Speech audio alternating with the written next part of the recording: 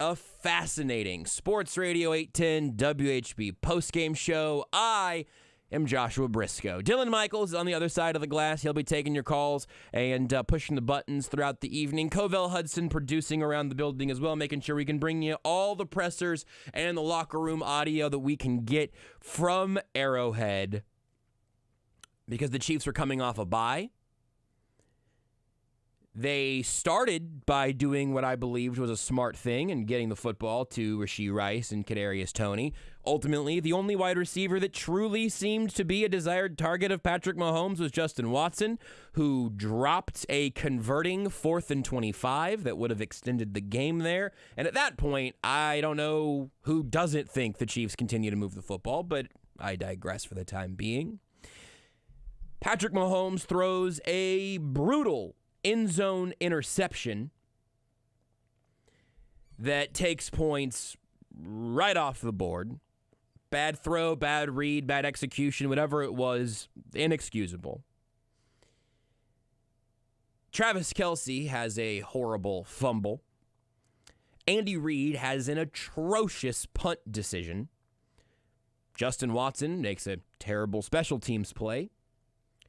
Justin Watson drops a 3rd and short ball. Marquez Valdez-Scantling gets lost trying to track a football in midair. MVS later drops the prettiest touchdown this offense would have produced all year. And it ends with another drop from Watson there.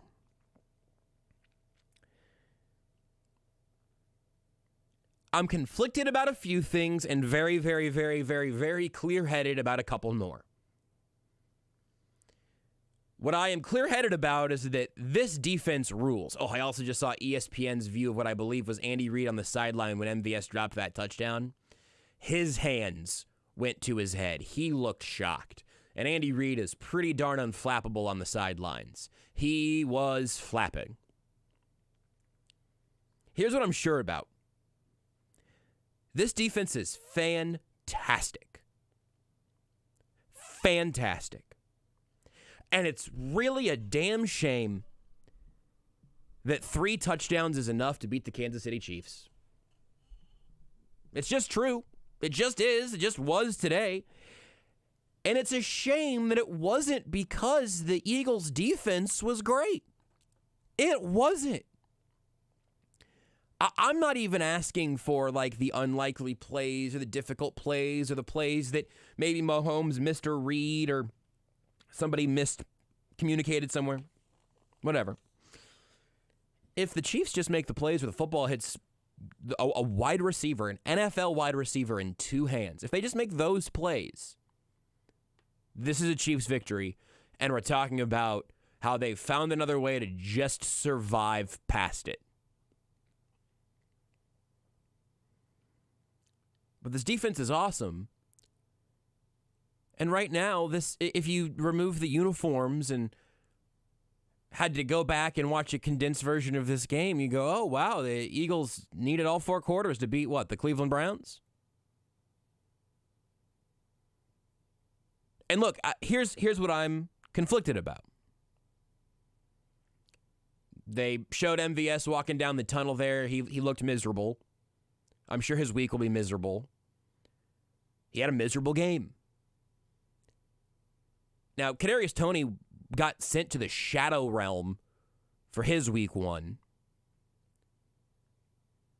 And I don't know what Andy Reid or Matt Nagy or Connor Embry or Brett Veach want from the Chiefs wide receiver experiment, but it has failed. It has failed for 2023. If this team goes on to win the Super Bowl, which, hey, by the way, they still are in a better spot to do than anyone else in the AFC, just a little calibration. This is why it's conflicting. It's why it's complicated. If the Chiefs win the Super Bowl this year, it's going to be in spite of all of this. It's going to be in spite of trying to solve their offensive issues at wide receiver with a year 2 player who was not ready for the spotlight and a couple of slow, fast dudes in MVS and Justin Watson who will get up to speed eventually, and then will they catch the ball when it gets downfield? So far, no good. Because what else could you ask for your deep threat receivers to do if not catch a perfectly laid in the breadbasket bomb touchdown? What could you ask them to do if not go ahead and pat the top of your head because your punch card gets up there, your card gets you to the penthouse. Not everybody's card gets you that high. Well, it got you that high, and the ball went through your hands.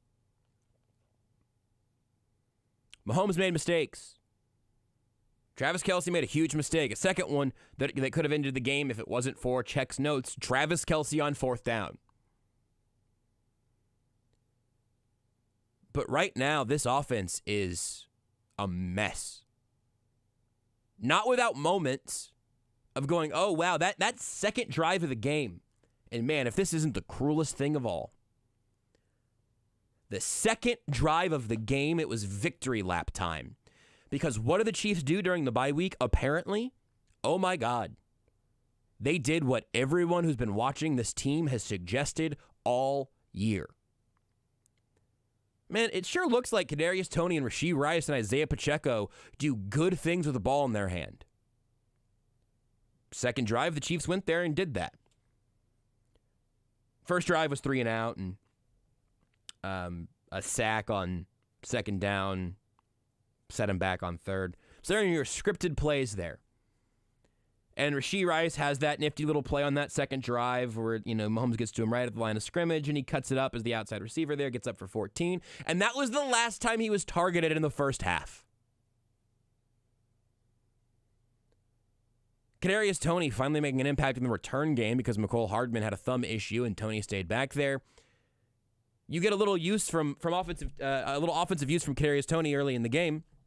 2 carries for 14 yards, and then that 1 for 7 earlier. And the rest of the game, he gets 1 more reception for 5 yards, if my math is correct.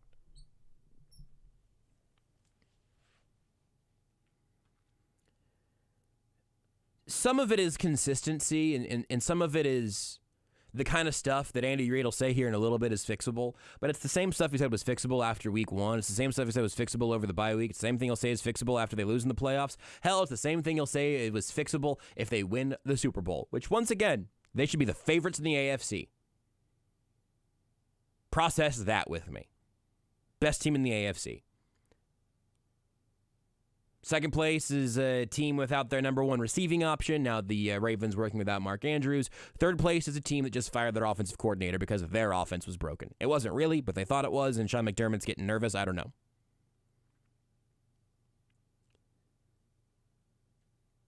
But 2 things can be true at the same time. Let's make it 3 things for the sake of this one here. 1, the Chiefs are the best team in the AFC, have the best path to the Super Bowl in the American Football Conference. 2, this team has a crisis at wide receiver, and it's no good to pretend that they don't. And number 3, everyone can take a little bit of blame for this one. A game that in so many ways feels like one they should have won. You can spread out a lot of the blame pretty thick. Mistakes and mistakes and mistakes and mistakes. The frustrating thing is that a lot of them were obvious in April. A lot of these were obvious in training camp. A lot of these were obvious in week 1.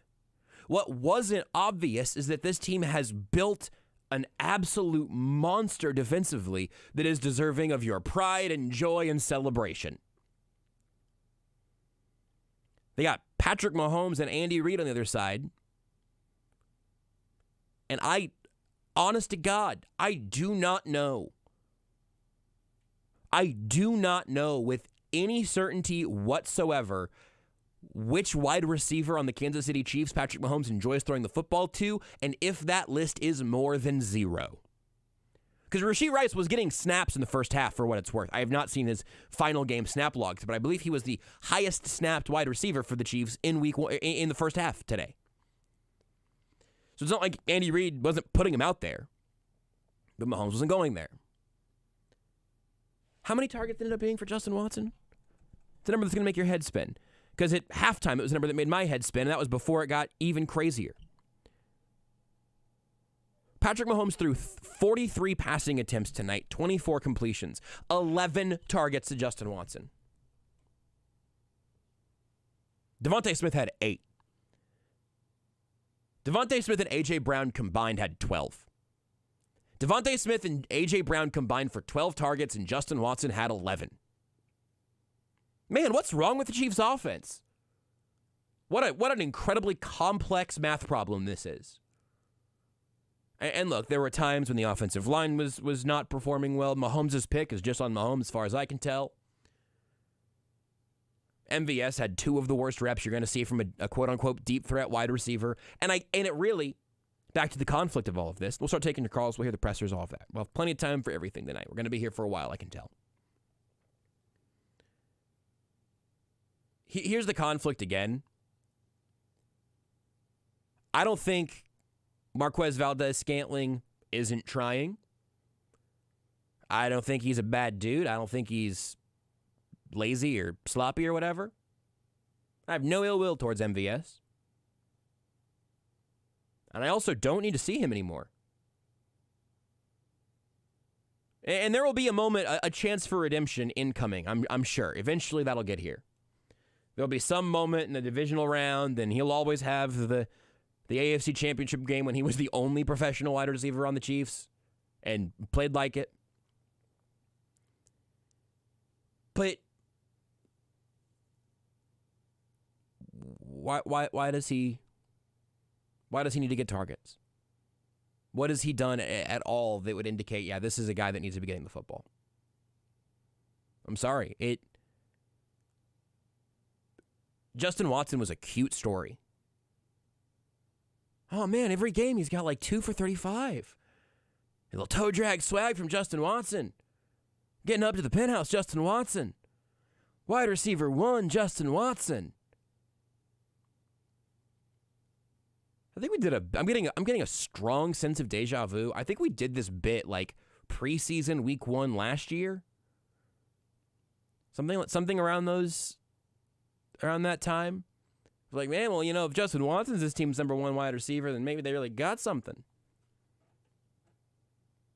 Cute story. 11 targets. And just as I have said already, Travis Kelce gets to wear a lot of the blame from all of this, and he will. Because if there is a world in which he can carry a shred of the blame, seems like he carries that hard. Which, good, because he is a leader on this team, and the greatest tight end of all time. He'll be perfectly accountable for all this. We'll figure that out. New heights this week's going to be weird.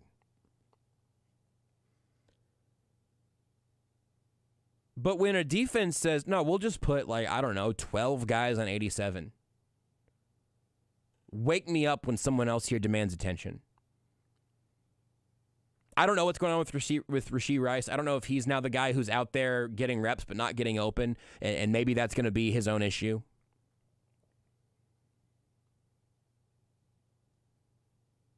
But as soon as the game devolved the way that it did, I went and I found a GIF from a movie that I have seen a great many times.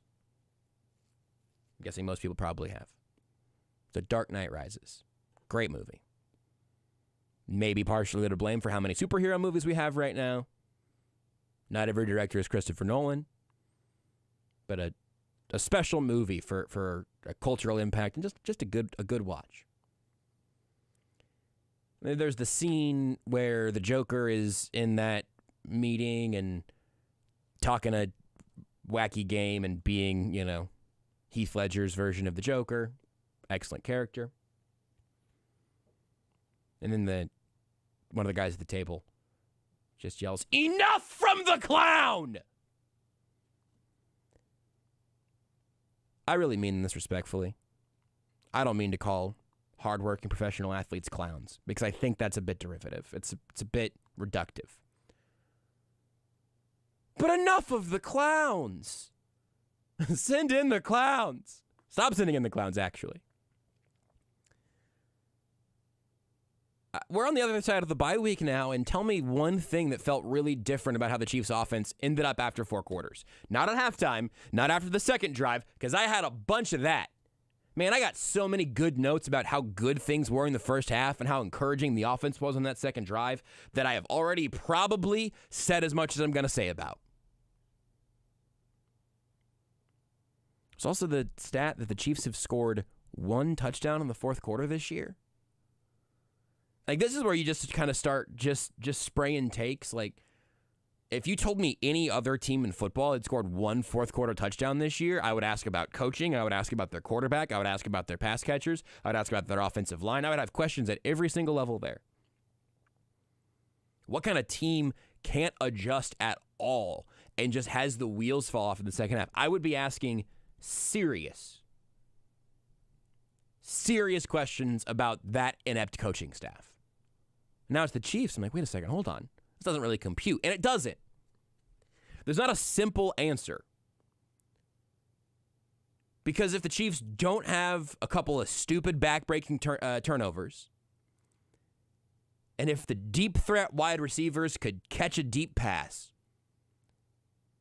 it's all different. Everything around this entire scene changes. But if they would have won this game, and maybe they did us a favor here, if they won this game, I wouldn't be saying, MVS, what a number 1 wide receiver. I'd be saying, wow, the Chiefs did it again. They won a game without fixing any of the issues we wondered if they were going to fix. What a treat. And they get the Raiders next, and they're going to win the AFC, or the 1 seed, I should say. I'm not making playoff predictions yet. But all right, they're going to get the 1 seed, and things are looking up, and I still think they will. But man, what another wild way to win a game without feeling very confident in your structure. And now we get to just talk about the problems, I guess, because I don't think there's a whole lot to dissect in a really fun, positive, high-energy way right now. All right, well, we'll take some calls, and then, as always, for the callers on the line here now, if we have a player pop up to the podium that we can bring you live, I'll put you back on hold, and we'll get to it. So let's try to keep it tight. I'll try to keep everybody moving, not make anybody wait too long, but let's keep them quick here, folks, because I feel like we're going to have plenty. First in, first on is Travis. Travis, tell me how you're doing here on the Sports Radio 810 WHP Postgame Show. What's up, Trav? I don't know if I have ever been this frustrated watching a game. I felt really good at halftime. And then I got a hot take, and I don't think it's going to be a very popular one. This 100% started in the offseason when Brett Veach and Andy Reid decided that these group of guys were NFL wide receivers who could play and compete and perform. I know that you have a salary cap. I know that your quarterback eats up 15% or whatever it is. But for the love of God, you have to put competent wide receivers on the field.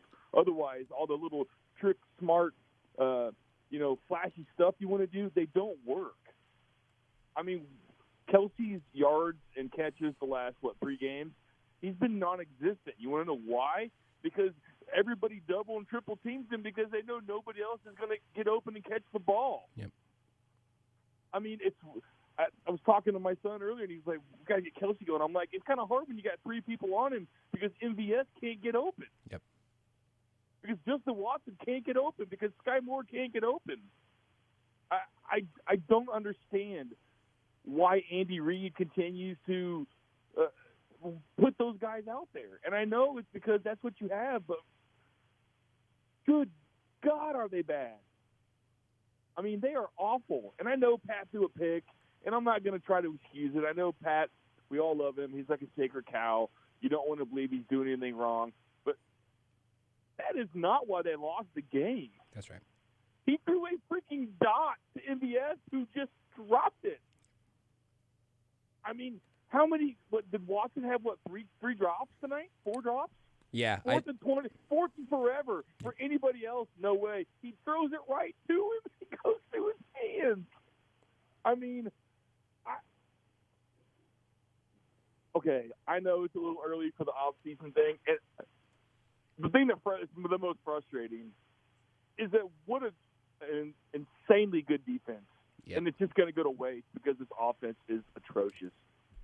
I'm worried about that, too. Absolutely atrocious. I'm ready for them to just go back to the Alex Smith days. I think they may have already, Travis. I appreciate the call, man. Thanks for the thoughts. A lot of good stuff there. Here's one I'll throw at you also. Just the Justin Watson drop at the end. You know what it felt like? Buck Super Bowl. Just not that it was that far out of hand, but just drill a football to a dude's face mask and just watch it still fall to the ground. Next up, we got Butch. Butch, how you feeling? Fly, Eagles, fly. Look, man, it's almost comical at this point. It got you this time. It got you this time. It's panic button time. All right, because there will be no moment where they wake up from this. The nightmare will continue until the talent on the field decides that they can rise to a level that they probably have never played at, or at the very least haven't played at consistently ever in their NFL careers. And that's a tall task. That's something that they'll have to dig deep on. You know what it's like? I liken it to basketball, right, where you have a lot of guys on your bench and you need them because you need them to be able to take the gravity away from your superstar, your Steph Curry. And Steph is when he gets double, he's going to find you, on the corner. You got to hit a corner three for me, P.J. Tucker. You know what I'm saying? And right now, P.J. Tucker's jumper is broke. And right now, I think it's to the point where when they go into practice next week or during the week, they're going to say to themselves, look, we're on a razor's edge with our offense, specifically in the second half. We know the script gets us through the first half, yada, yada. In the second half, we're going to put people out there and we're going to send you vertical. I don't care who you are. If you're Kadarius Toney, you're going to run verticals. And you're going to run verticals until you dang near throw up in all situations, in practice and in games, because we need to hit a couple of these. Because if we don't, otherwise, there is no stress that can be put on defenses. We will get locked up, and we will continue to find ourselves struggling to beat good teams in this league. Because right now there's just nobody to put pressure on defenses. Nothing that they can do right now to put pressure on defenses beyond that. So they're at a point. I hate saying advocating for this, but it's true. They're going to have to force feed this deep ball until something sticks, and hope it turns around. Till next time. Butch, I appreciate it. I just don't know who they are going to force it to. You mentioned there's fast guys on this team, but what have we been waiting for exactly to let Kadarius Toney run some goes? I don't. I mean, when MVS is not, MVS had what a terrible game for the deep threat receivers. I put that all in air quotes. Next up, we got Gary. Gary, talk to me. Not really much you can say, except my hair's a lot grayer after this, and I think we can go back to the offseason on this. Instead of spending $80 million for a right tackle who's pretty much useless, that money could have been better spent somewhere else, on the outside.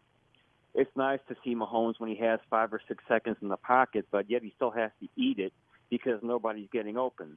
The protection is great, but you need playmakers. Andy needs to step back from having a say in the personnel. He's got his hands too much in the cookie jar. The same thing that doomed him in Philadelphia is going to be the same thing that dooms him here. He'll take the cap money that they're going to have this year from Chris Jones. He's going to go out, throw it all at one wide receiver. And if I had to guess, I'd say it'd probably be T. Higgins if he hits the market. He'll throw all that money at him.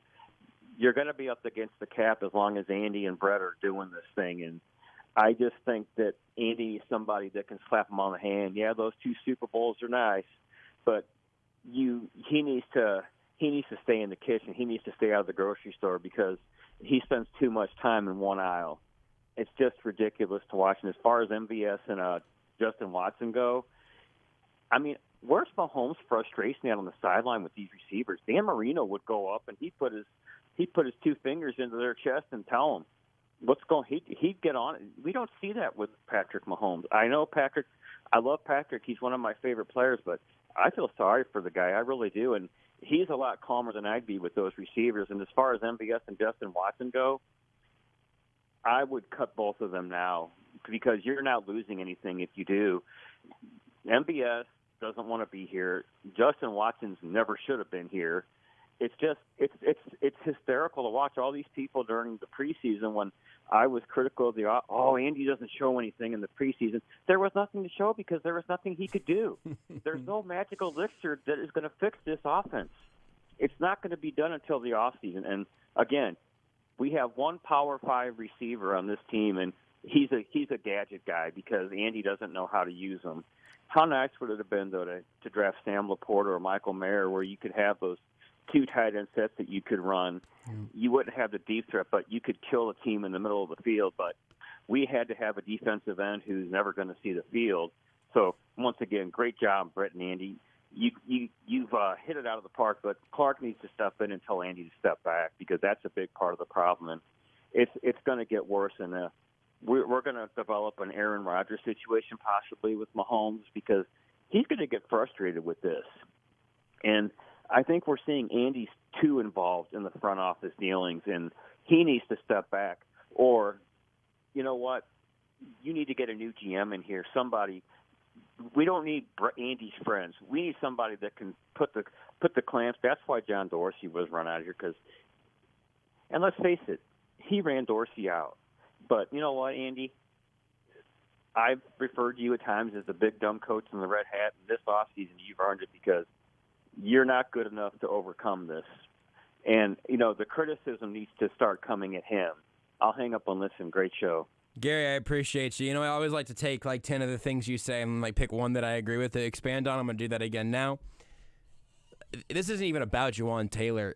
That's not a good spot for your money to be right now. I mean, it's really, really, really hard to look at that contract and think, yeah, they're going to get value out of that. That's tough. And look, it's hard to know exactly what the balance is in terms of coaching, in terms of Reid and Veach in the front office decisions and roster building. I will tell you this. Andy Reid is not surprised when they draft a wide receiver in the second round. He'll tell you that he leaves a lot of that to Veach, and I do believe that he leaves a lot of the roster churn and a lot of those finer points to Veach. But he certainly, nothing in football would shock me more than after this year hearing that actually Reid also didn't like this receiver group coming into the year. And on the Mahomes frustration, I don't know if we're getting Aaron Rodgers territory or not, but I will be very interested for when Mahomes does a podcast in May and says, yeah, last year really was a real challenge. And honestly, it might be in 5 years. I wonder if Mahomes will go back and say, yeah, no, that 2023 season was by far the hardest for me just as a quarterback. I'm raising 2 kids at home and 5 receivers at work. That's a tough spot to be in, and I've got my sort of evolving concerns. Again, same thing. Let's try to get Kyle and Phil in here. First up is Kyle. Kyle, what's on your mind? Hey, thanks for taking my call, and I'll try to get through this as possible. By the way, I'm going to disagree with that last caller because Andy Reid is just calling plays. But we had the ball in the end zone. I'm surprised nobody brought this up so far, and if you have, but they had the ball in the end zone, red zone 3 times, and we turned the ball over in the red zone. Yep. Twice. Yep. I mean, one was the interception and one was the Kelsey fumble. And last time I checked, Andy Reid, those were 2 good plays. They were just badly executed. And Kelsey fumbled the ball, which he rarely doesn't. So we win the game if you don't turn the ball over. We should have won this game 28-21. But instead, turnovers killed us. And that's my first point. Second point is, defense stepped up again, but it's sad to see that we have this defense is so good, the best defense we've had in I don't know for how long, and our offense is just bad. And I hate to say this, I really do, Josh. And please forgive me if I say this wrong, but I got to start thinking about. I don't think we're going to go to the Super Bowl this year with the wide receivers that we have. I think that's just the reality. I mean, we're going to go to the playoffs, and I think we're going to. But I think we just got to stop. We just got to stop and just realize that this year is just the wide receivers are just not good, and we're just going to have to live what we're going to have to live with, and until next year in the offseason, until the Chiefs. But my third point is this, and I'm sorry to make this long. I'll try to end this real quick. Chiefs, I think there's some opportunities where the Chiefs maybe can go after a trade for some wide receivers next year, like T. Higgins, Tyler Boyd, maybe. I don't know, Justin Jefferson, and maybe Stephon Diggs. Hey, Kyle, I hate to cut you off, but we got Trent McDuffie coming up to the podium. I appreciate you as always, my friend. Let's hear from Trent McDuffie live from Arrowhead.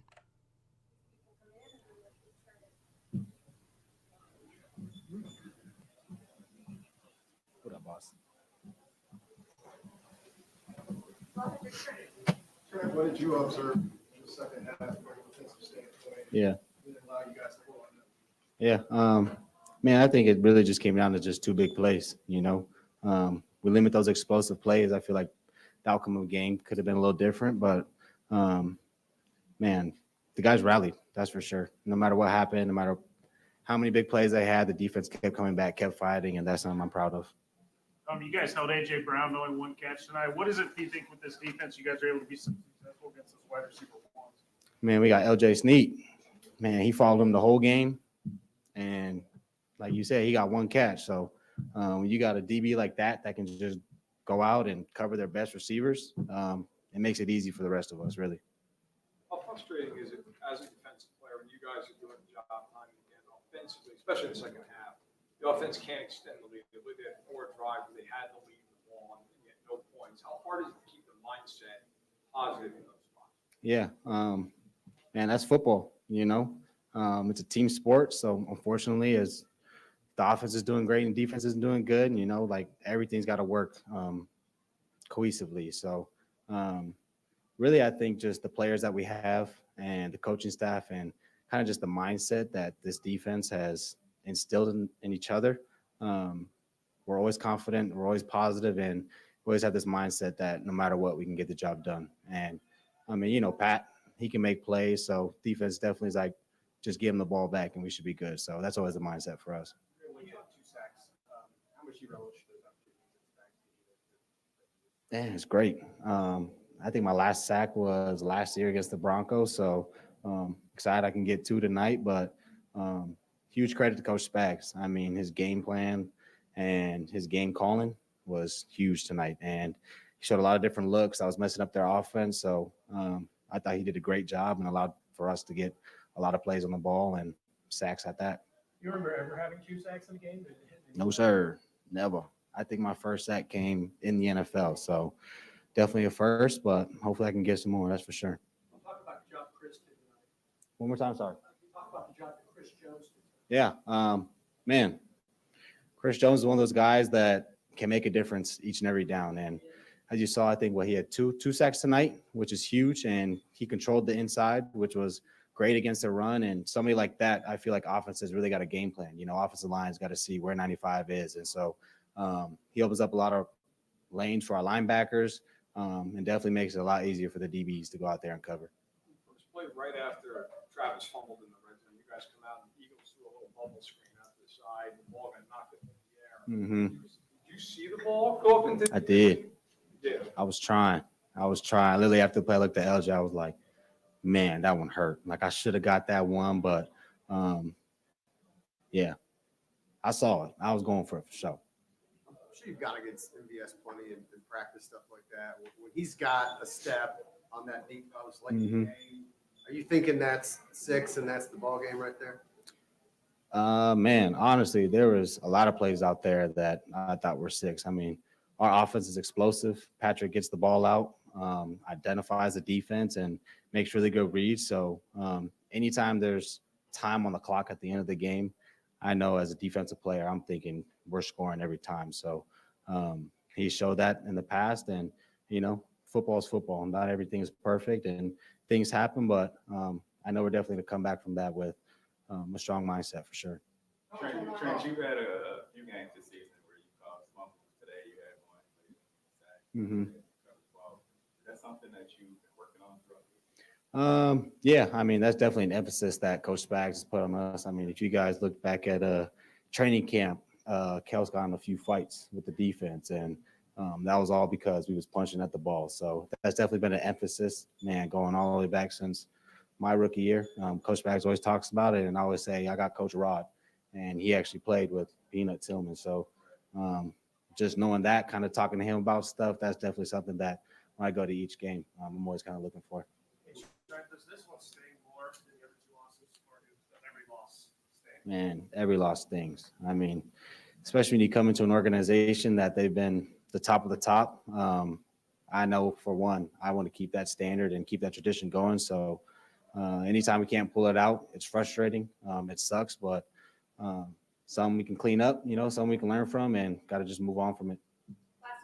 Was it as simple as them going to the screen game and establishing the run a little bit more? You guys had 5 sacks in the first half and weren't able to get to Jalen in the second. Yeah, did a little different things, started throwing some screens, changing up their run game, which it was able to hit for them, was successful. So definitely some things defense got to go back, clean up, and look at. But, yeah, they just had a few good plays that they made more than us.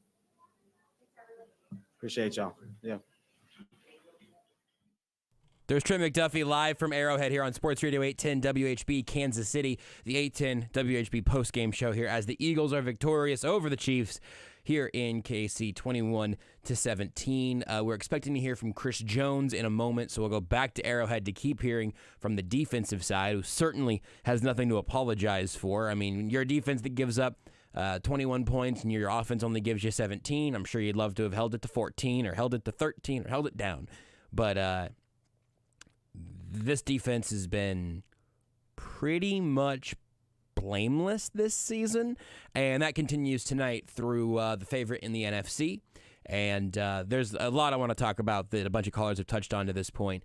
Dylan, give me a feel for is Chris Jones imminent? Is he inevitable? Or does it seem like the assembled media is going to need a minute to figure out if 95 is walking through that door? Dylan is giving me a lot of facial expressions. Your mic's not on, so I can't hear what you're saying right now. Anything resembling a direction is fine. I can either take a call or we can keep dancing. Does that mean Chris Jones is here? Dylan's giving me a fist. He's not here. Okay, he's not here, and he's not in the room right now? I'm saying whatever I say, the opposite will happen. The most important thing is that you say it fast. I say we take a break. I say we take a call. Let's go to Phil here real quick. Phil, appreciate you waiting on hold. If I cut you off for Chris Jones, I apologize. Phil, what's on your mind? You got to figure out who you're going to pay over the off season. Yep. And 2 things happened in the game that makes me think I don't want to pay people. Scanling's looking for the ball too early. He knows he's running the post to the end zone, and yet he's looking for the ball 20 yards down the seam. And because he does that, he slows down, and then he doesn't get to the ball. Secondly, and it hasn't been talked about, on the pass to Smith that got to the 1 yard line, Snead is covering no one. Snead, he could have cheated and taken the guy on the crosser, but at least then he's taken somebody. But if you watch that replay, Snead takes no one. The guy who's running the go route, you would think you would be double teaming that guy. Well, take somebody. If you're not going to take somebody, why are we going to pay you millions of dollars next year? Because when teams are evenly matched, it's a couple of plays that make the difference, and those 2 plays made the difference in the game. Phil, good call. I appreciate you, sir. I'll give you an agree, disagree a little bit. MVS 100% right. Even on the drop touchdown, Covell made the note in here of he just stopped running even then. He just kind of broke into he froze to put his hands out instead of just keeping his feet moving. That's a confusing thing for a so-called NFL deep threat to do. I will at least say out of fairness that L'Jarius Sneed did a very good job on A.J. Brown tonight. I don't know what the assignment was on that play. I hear you, Phil, that, hey, you're not covering anybody. Can you find somewhere to take up some grass? I get it. And again, I have not gotten to rewatch that replay from the all-22 angle or anything like that. So I'm putting a little bit of a pin in that one to see where exactly it heads as we go. But yeah, I mean, MVS looking for the ball too early and then slowing up while that's all happening is rough all the way around. Looks like Chris Jones is speaking from Arrowhead, so we will head out there in mere moments or right now as Chris Jones at the podium. I think we'll continue to improve throughout the year, improve this week, mental errors, whatever it may be. I think that'll be the point of emphasis this week, and then we'll try to get it going next week. In the second half, the offense had the ball 4 times. It could be either extended to a 4 or 3-score lead.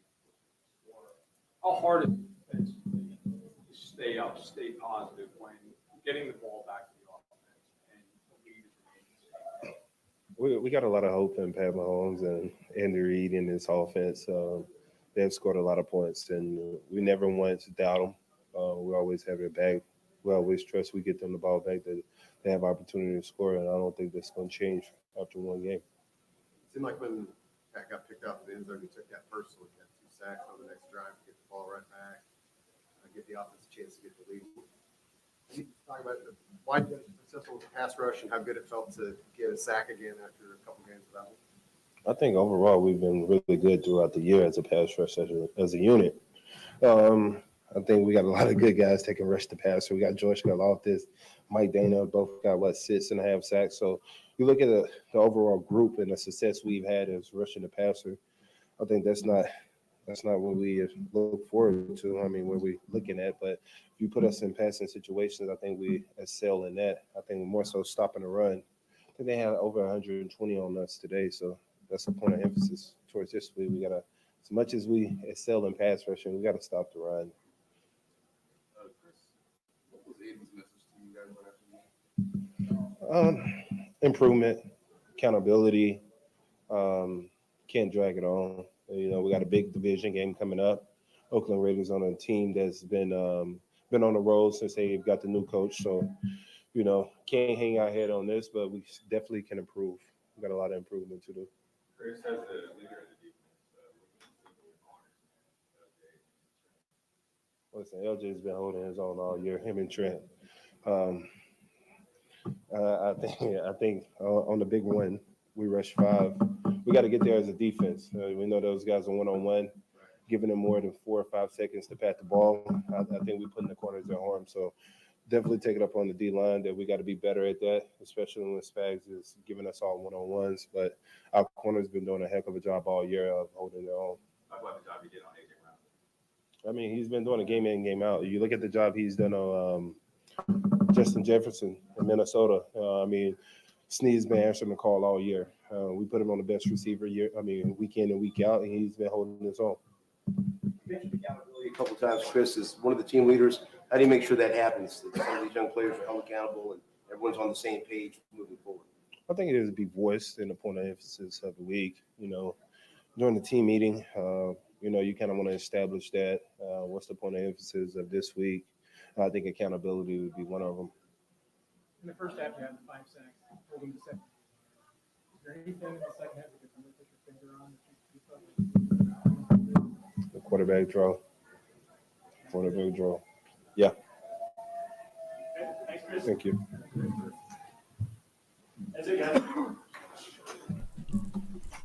That's Chris Jones live from Arrowhead. We'll take a break here on the Sports Radio 810 WHB postgame show and then come back, take some more calls, and continue to break down what broke down as the Chiefs lost to the Eagles 21-17. More coming up next on Sports Radio 810 WHB.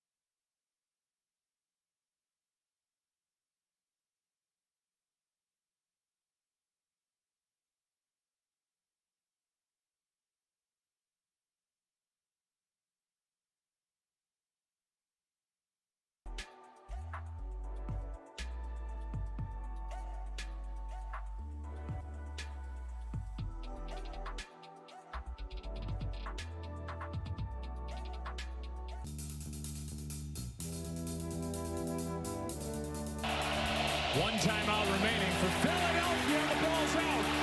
Trent McDuffie. McDuffie with the strip sack, a loss of 9, and Hurts was able to get back on the ball. Well, they slide protection to that side. Kelsey works this way, so they should be able to pick this up, but nobody sees it. McDuffie, again, coming off the slot. They've got 3 with 3 rushers, and yet they don't bounce that out, and Hurts, as you would expect, is thinking he's protected and should have been.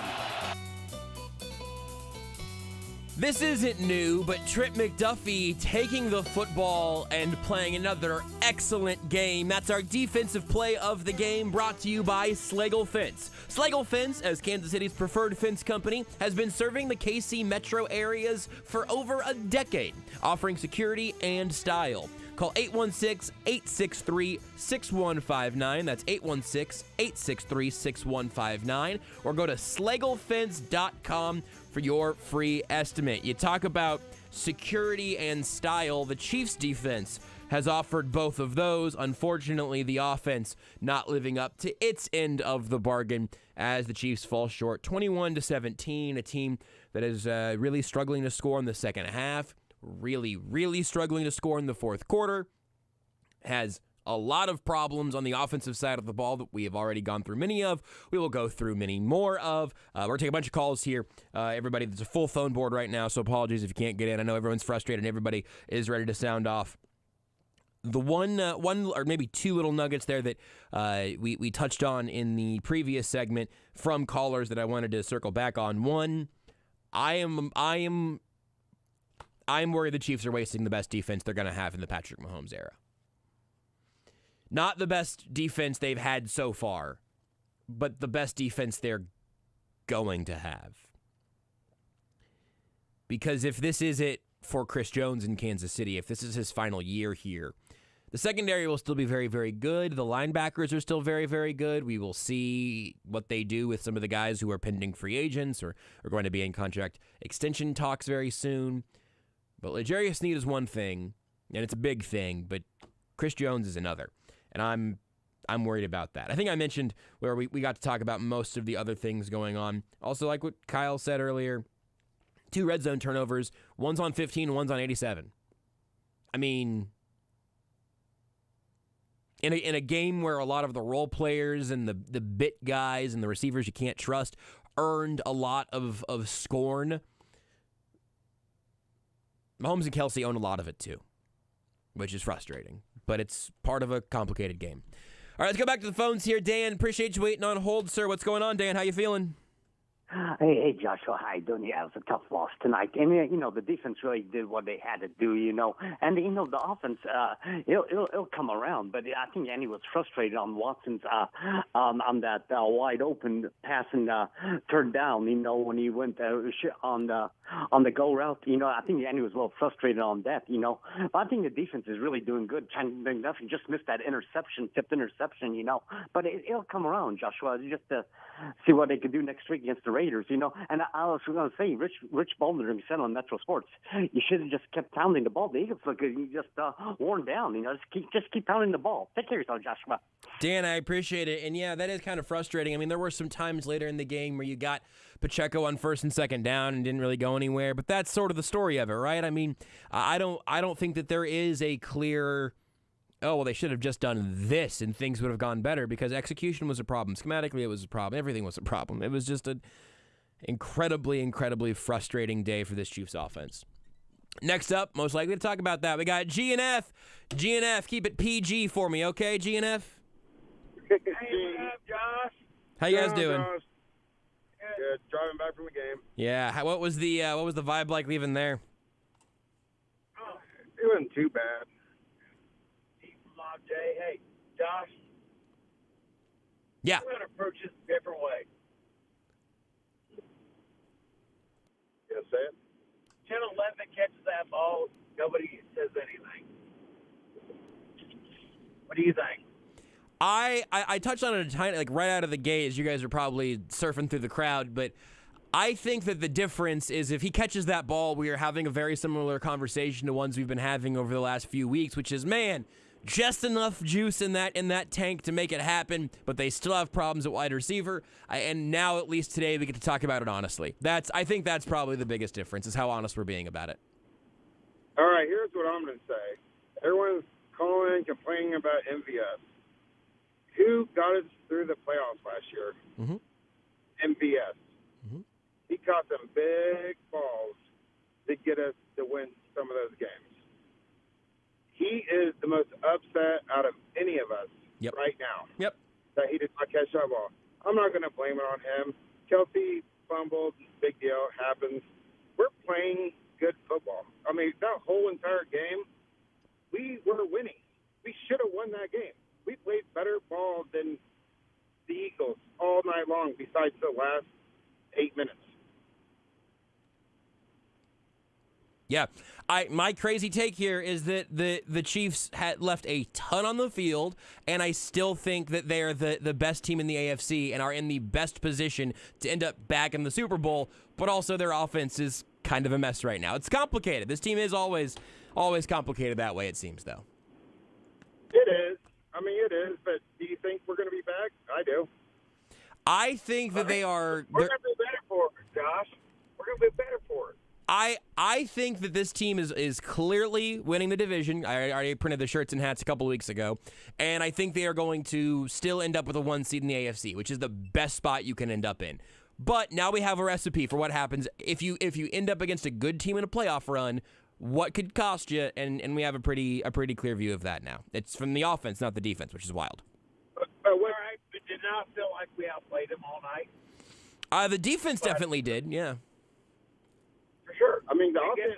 And that's what we want to prove tonight. Yep. The offense did, too. If Kelsey doesn't fumble that ball, Mahomes doesn't throw that pick, MVS catches that ball, I mean, what do we win by? Oh, a bunch. That's the thing, though, is it's a lot of ifs. I mean, that's been this offense all year. So I don't disagree with your point at all, guys, and I appreciate you calling in as always. Shout out to Lot J, per usual. But it's a complicated deal because you could say, oh, if they don't make any of these soul-crushing mistakes, it's a lot better.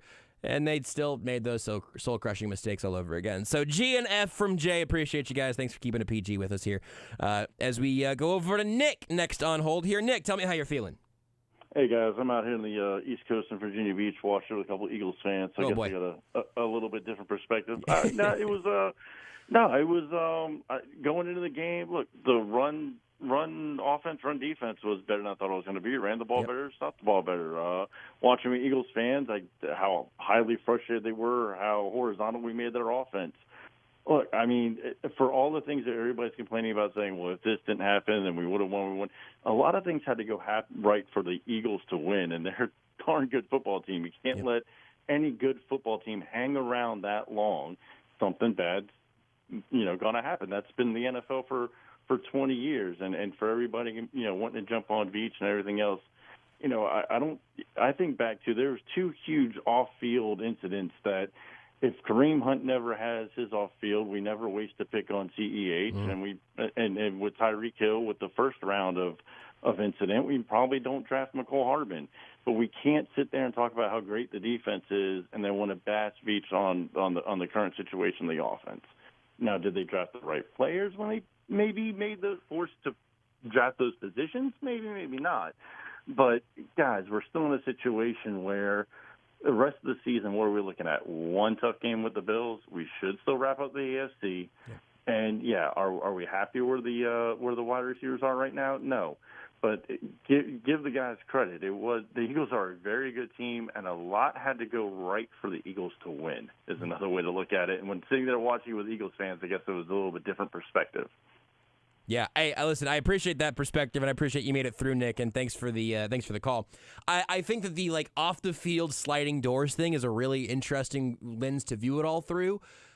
But when you are talking about a game that does so often come down to those super fine margins, again, that's all it takes for you to lose in the playoffs. Also, I'll reiterate this again because I said it at the very beginning of the show, and we've been going on for a while now already. So, in case I'm sure there are new people listening now. This loss does not. Frankly, I don't know that it changes my view of the Chiefs at all. That's kind of the frustrating thing. That's the disappointing thing.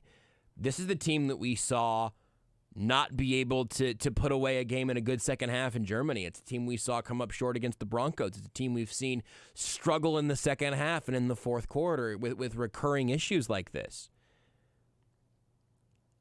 This doesn't move the Chiefs in the hierarchy of the NFL in my mind.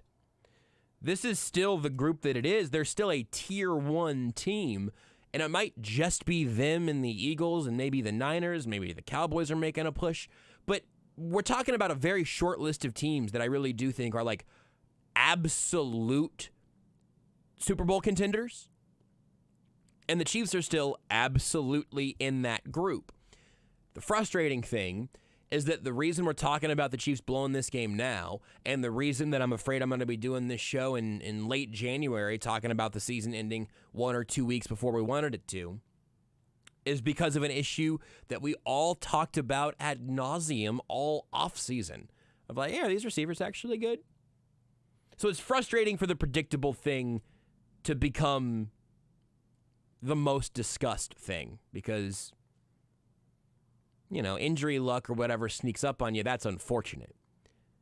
This feels like some combination of bad planning and bad execution and a very, very, very frustrating, difficult result here on Monday Night Football. We'll take a timeout in the Sports Radio 810 WHB postgame show. Joshua Brisco, Dylan Michaels, Covell Hudson, the trio bringing you the action tonight. Chiefs fall to the Eagles, but we still got a lot of show to go. We'll hear from Andy Reid and Patrick Mahomes later on. We'll keep taking your calls, plus some locker room audio ought to be interesting as well. Much more to come here on 810.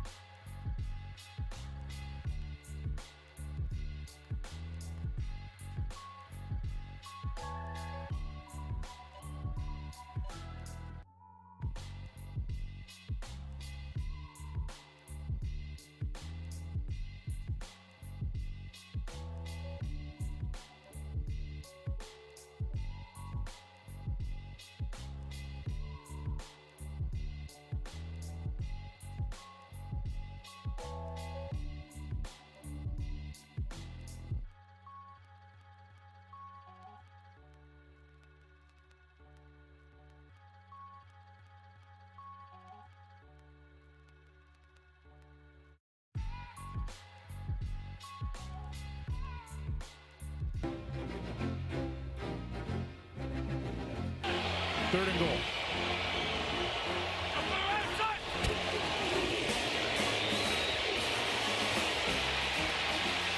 Pass is caught. Touchdown, Kansas City. Justin Watson. Mahomes able to buy a little time moving around back there, and a 3-yard score to Watson, his first touchdown of the year. That drive felt like vintage Chiefs. That drive was something resembling magical. That play is our Magic Mahomes moment of the game, brought to you by Champion Heating and Cooling. Keep your family warm this winter with their Champion Premium Furnace. Find your local Champion dealer at championhomecomfort.com. And don't forget to ask about their free 10-year parts and labor warranty. Always leading, never compromising, championhomecomfort.com. We'll get to Andy Reid and then Patrick Mahomes here in a little bit.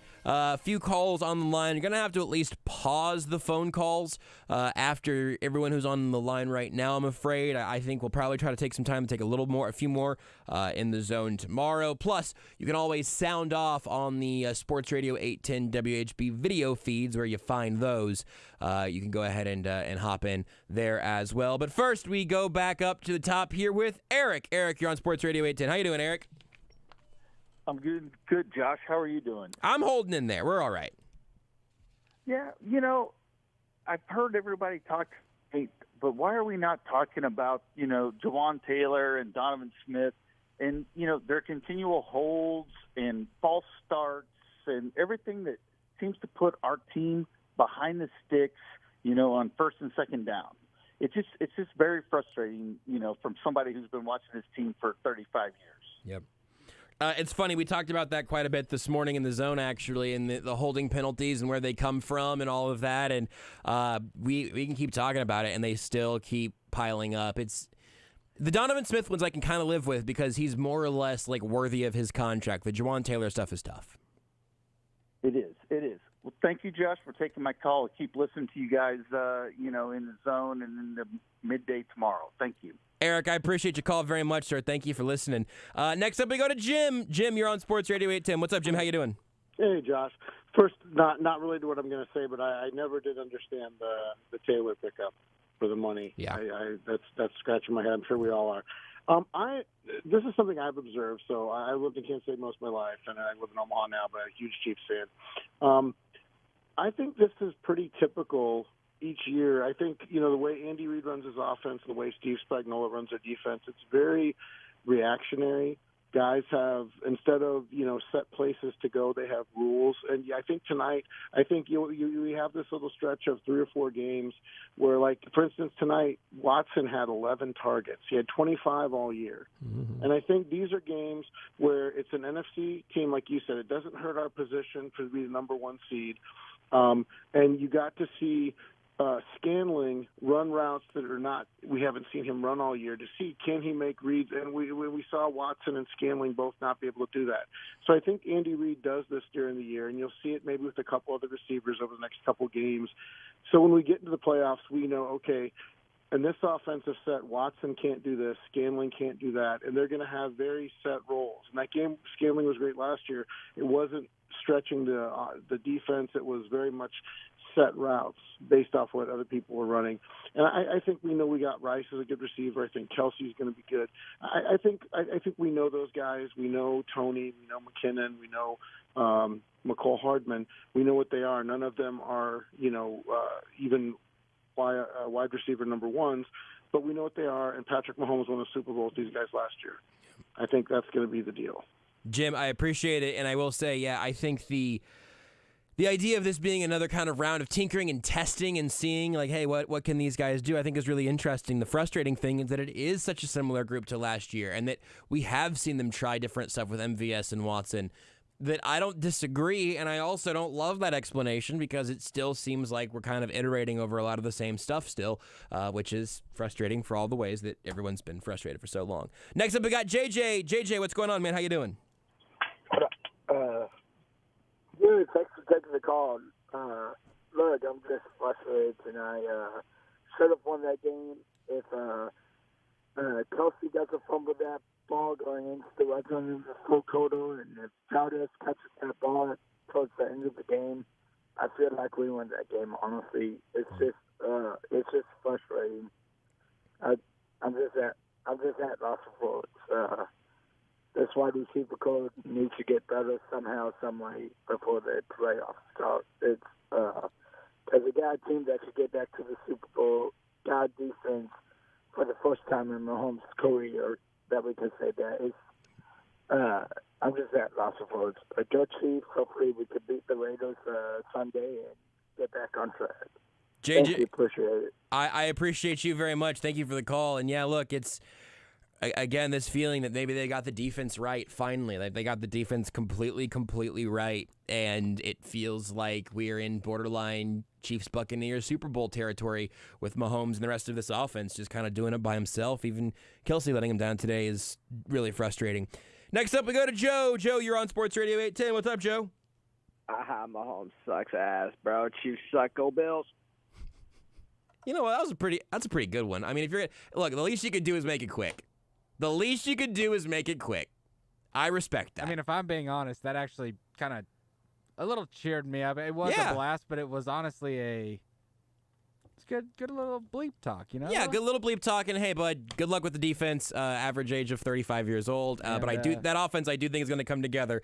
Good luck with whoever Kellen Moore head coach next year. I don't know. You want to get the guy from Houston. Whoever your head coach is next year is going to have a really fun time fixing Josh Allen. Good call, Joe. Appreciate it.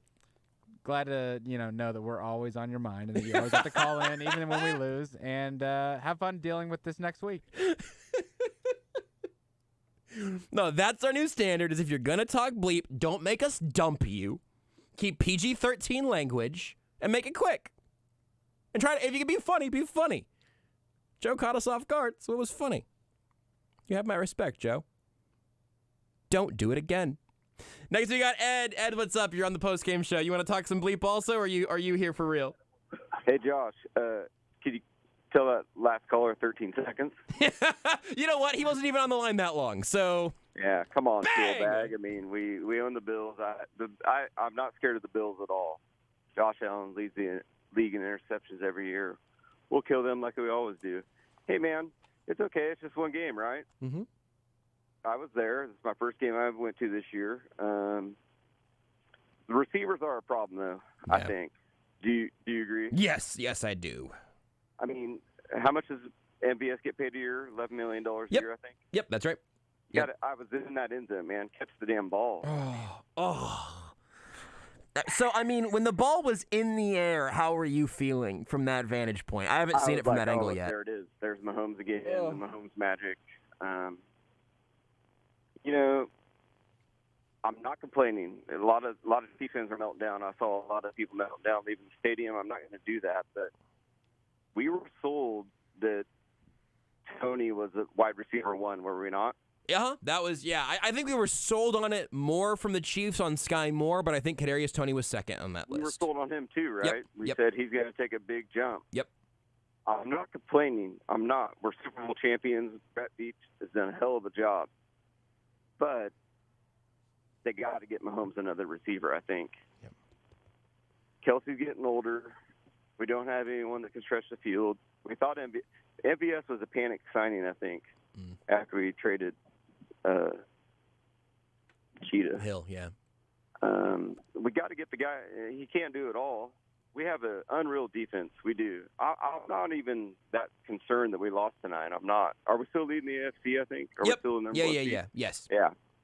We're fine. I think that's going to continue. I really do. Ed, I appreciate you. Appreciate the call. I appreciate Thanks, you also. You're all a good man. Thanks for taking my call. I appreciate you remembering to bring up 13 seconds for a call that was less than that. I think that's a great line.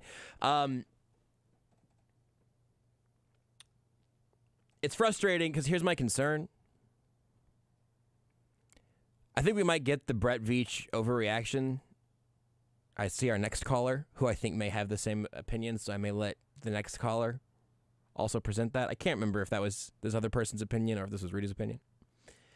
But I'm a little bit afraid that the Chiefs are going to sign T. Higgins and trade up for the fourth best receiver in the draft. I don't even know who that would be yet. I'm not in draft season yet. I'm a little bit afraid they're going to go get wide receiver 4 and sign T. Higgins, and then the defense is just going to fall to hell. that like Tershawn Wharton and Derek Nottie are going to be your starting interior defensive linemen, and every game is going to be 42-12 or 42-40. I don't know. 42-12 would be great. I think every game is going to be in the 40s. It's going to be like Chiefs Rams of yesteryear, and that's sort of my fear.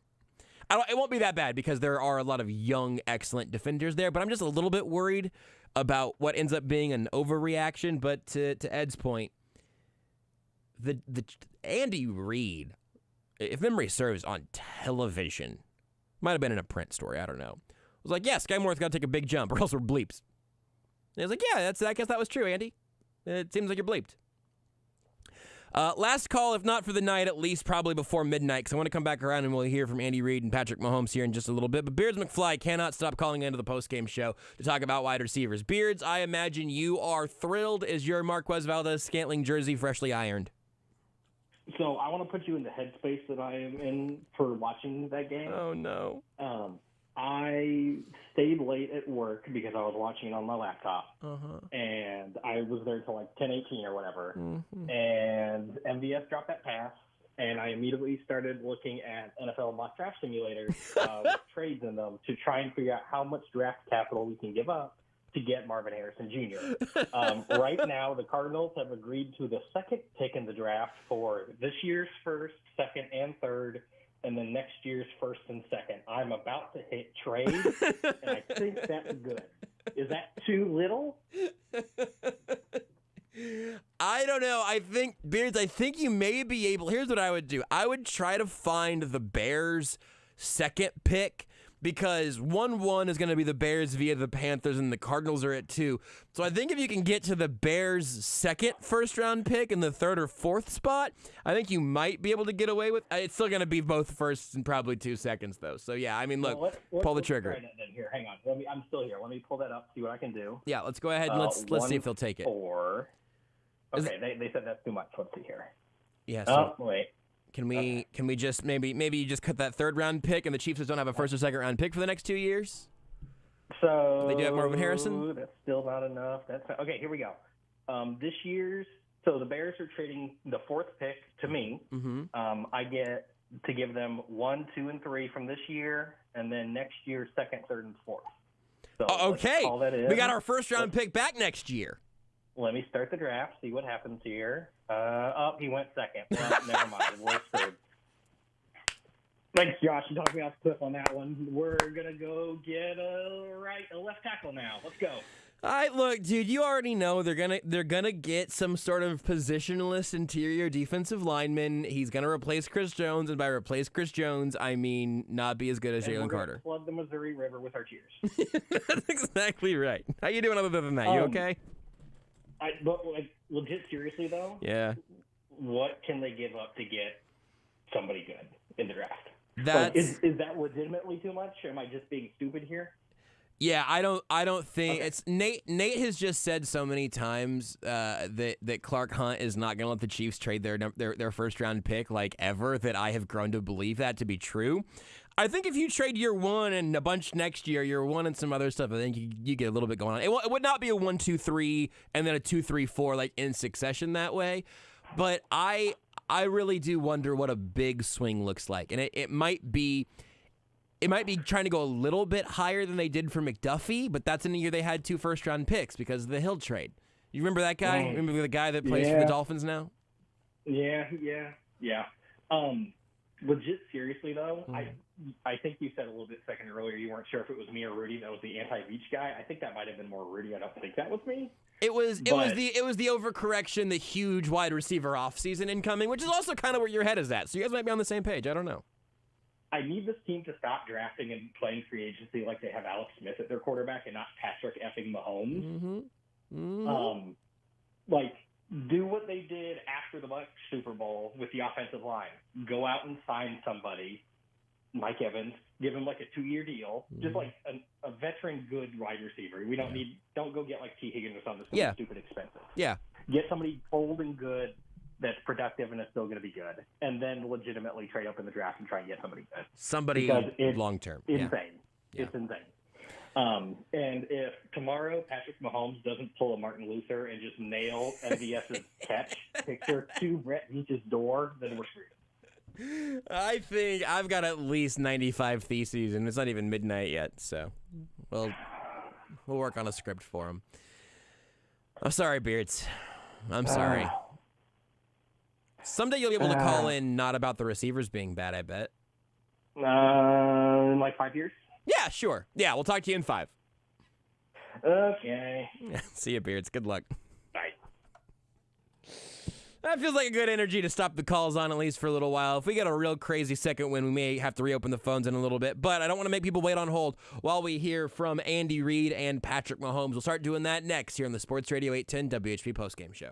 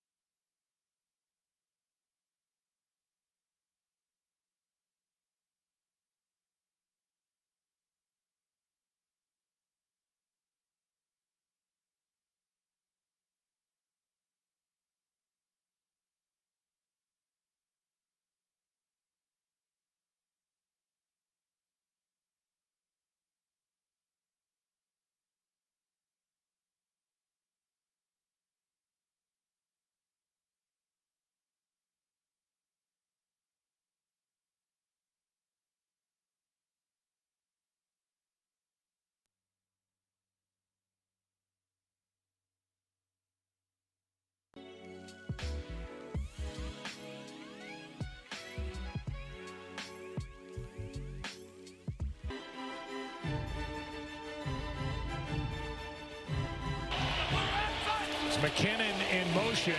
There's Kelsey. There's a touchdown, Kansas City. Down here, Joe, you're expecting man coverage, so Valdez-Scanlon comes across. You got Byard. He's going to pick him as Kelsey comes out. Byard is going to run with Kelsey, but he can't. He gets caught up in the congestion inside. They try then to switch it off. Darius Slay not able to get there in time to make the play. That play was sweet, and It was nice to feel like the offense was getting into the end zone. Again, a day where the offensive touchdown list is short enough to make it easy to pick what our sweet play of the game would be. That was the one right there, brought to you by Andy's Frozen Custard. Apple pie sundaes are back at Andy's Frozen Custard. It's a whole slice of Andy's baked fresh daily apple pie blended with their fresh frozen custard. A slice of heaven in every spoonful. That's at Andy's Frozen Custard. We'll go from Andy's Frozen Custard to what I imagine was a pretty chilly press conference for Andy Reid.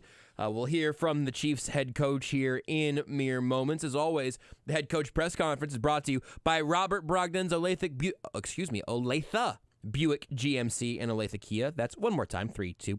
Brought to you by Robert Brogdon's Olathe Buick GMC and Olathe Kia. Get a worry-free money-back guarantee on new vehicles when you buy from Brogdon. Visit BrogdonAutomotive.com. Also brought to you by Westlake Commercial, a division of Westlake Ace Hardware. They're your local business-to-business supply partner. Their commercial team, dedicated business-to-business website, credit terms, and convenient store locations make it easy. Visit your local Westlake Ace Hardware store or westlakehardware.com/commercial today.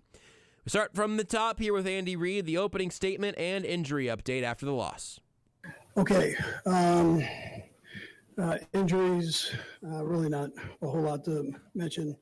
McColl's thumb, he hurt in the first half. I thought Kadarius did a nice job stepping in for him in the punt game.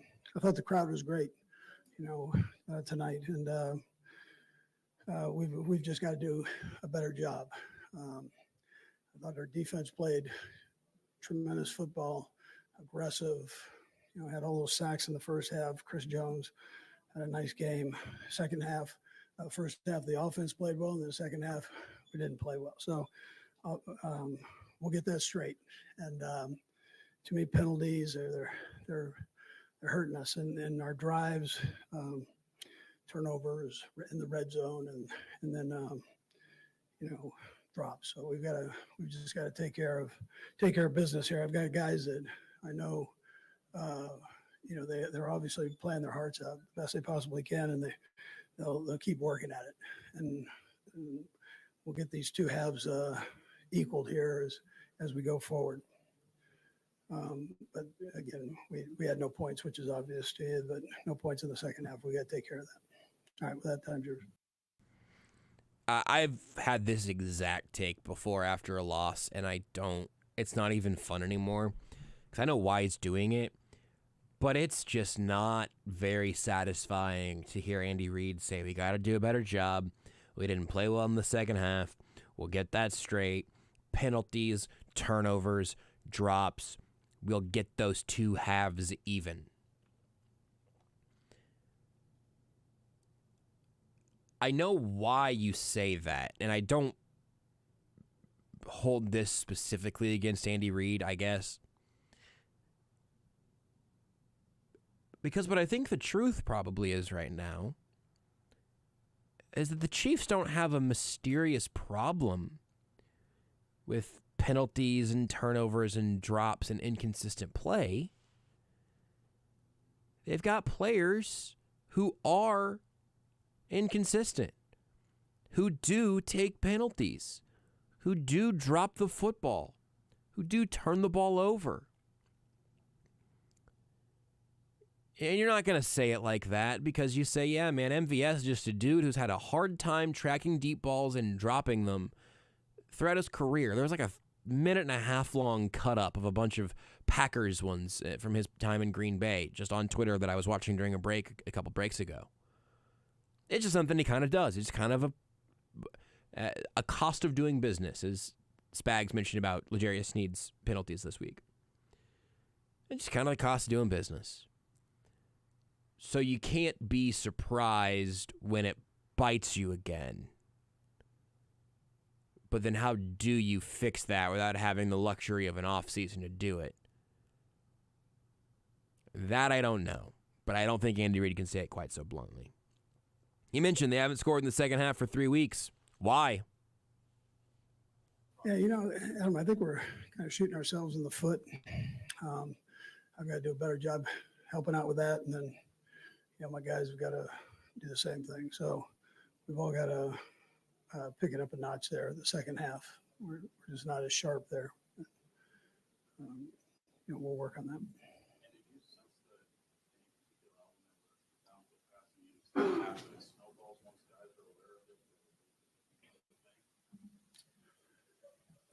No, I don't think so.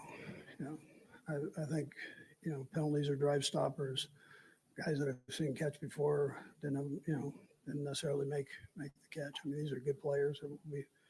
We're okay. We just got to get that straight. You're playing a good football team.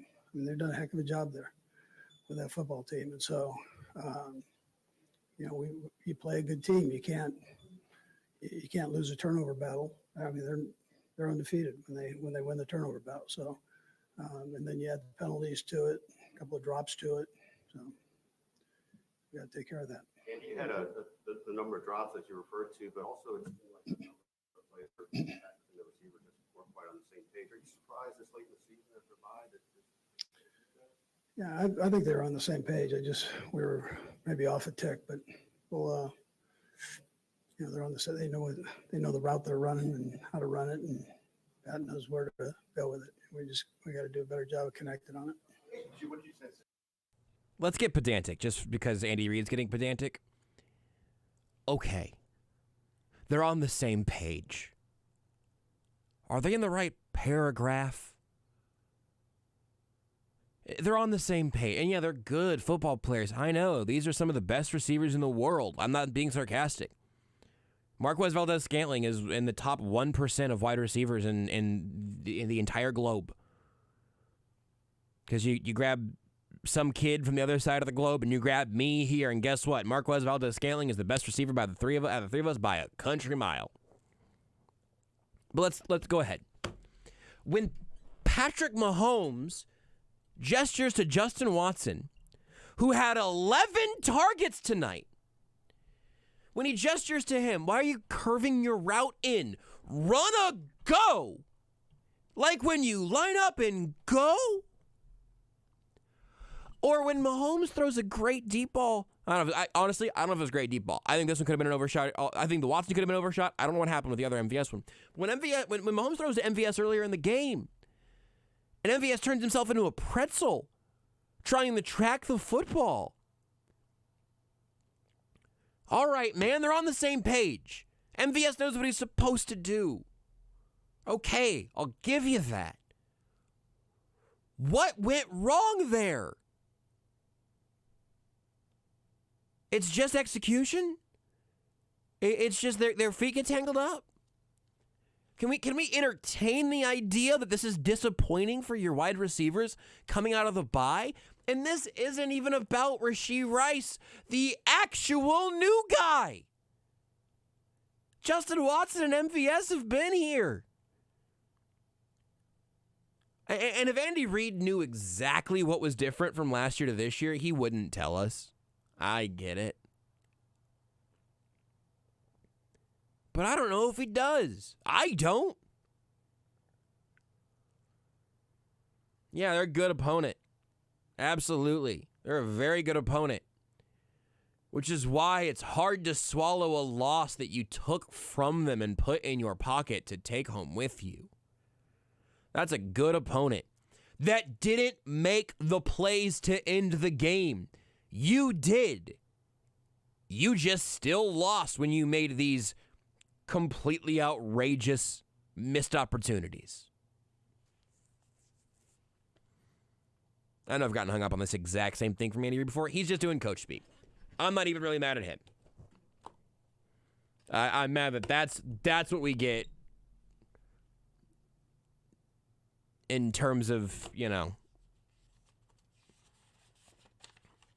that's the payoff. And this is also kind of a wild side swipe, but his name has come up a few times.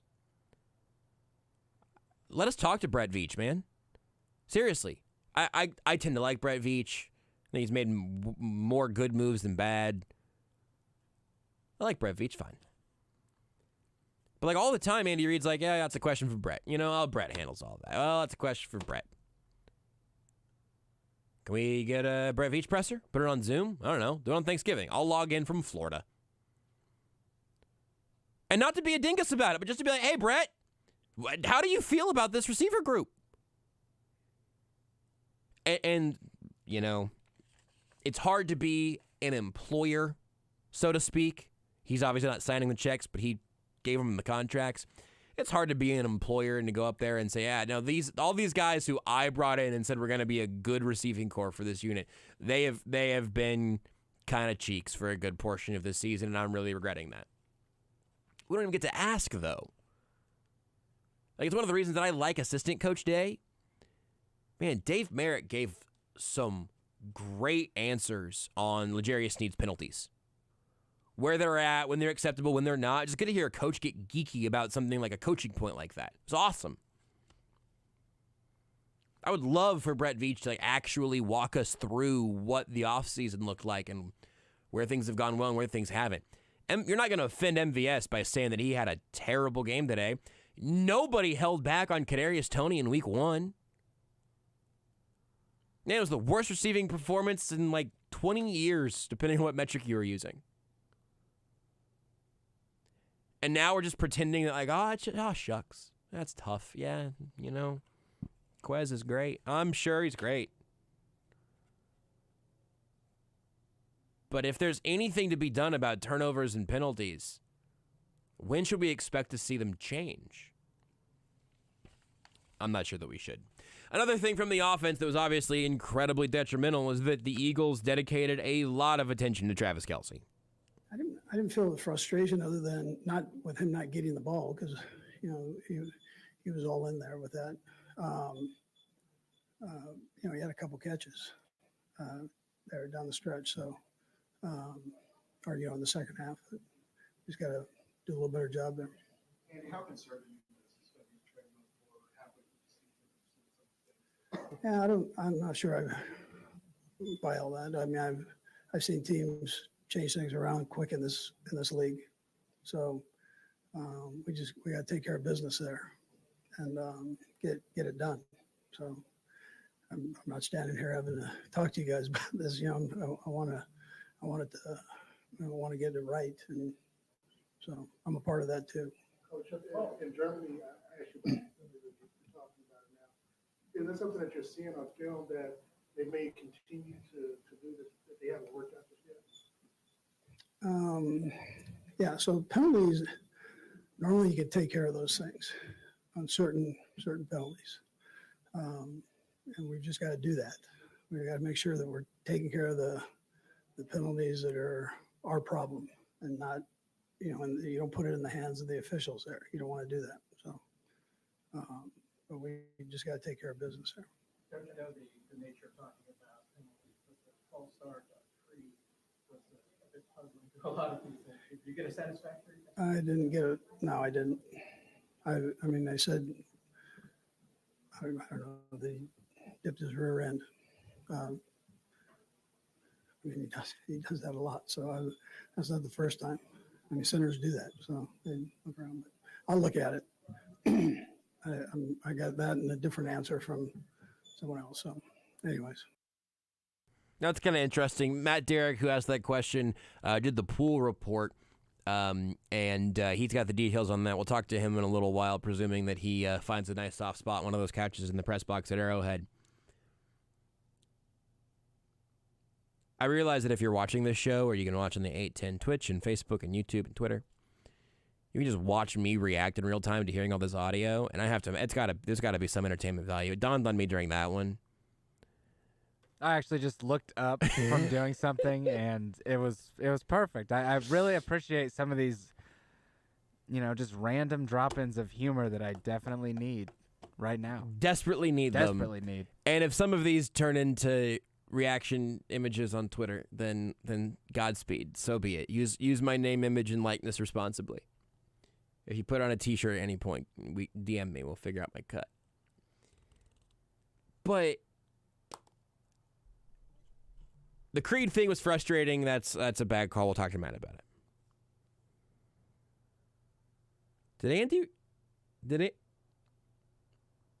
Did Andy Reid say he's not concerned about the offense still sputtering at this point in the season because he's seen teams turn it around?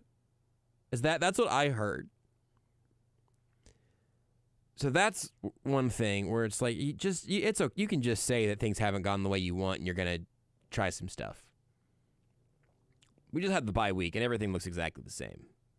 Not everything. That's not totally fair. There were some schematic things in those early drives. The design, the fact that here's what's the same. What's the same is that your first 15 produced something awesome, and then you were the Cleveland Browns in the second half. All right, so that's what's the same. That keeps happening.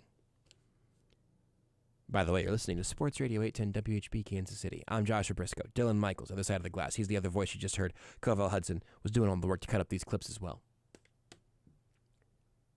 Clocks don't even mean anything here. It's past midnight now. We can do whatever we want.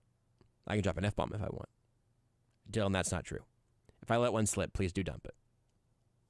I've gotten closer tonight on a couple of just little accents. Not an F-bomb. Just a couple little times. Like, you know what? I could say a naughty word to really emphasize my point. Really be nice. It's frustrating just to hear like, no, offense is fine, everything's fine. Don't trust your lying eyes. That's whatever. The penalties thing. He said that usually the penalties can be handled, and they kind of amended it to like usually the penalties that you can control, you can take care of certain penalties. What does that mean? What penalties is he talking about? What does he mean you can take care of certain penalties? If this is a thing that you can just do, why isn't it happening? And why, more importantly, has it not happened for years? Why doesn't every team just not hold? Or just not false start? I mean, I think what Andy Reid's saying there is there are mistakes that are self-inflicted and there are penalties that are mental. And you can only blame yourself for those. So you're the only one that can fix those, right? Like, I think that's what he could be saying there. But if that's true, what is not happening? Like, I don't think Jawan Taylor's not trying to not false start. I don't think Donovan Smith enjoys being flagged for holds. So are they not focused? Are they getting outplayed? Do they not care? Do you not? Do they think you don't? I mean, like, it's just like it's those are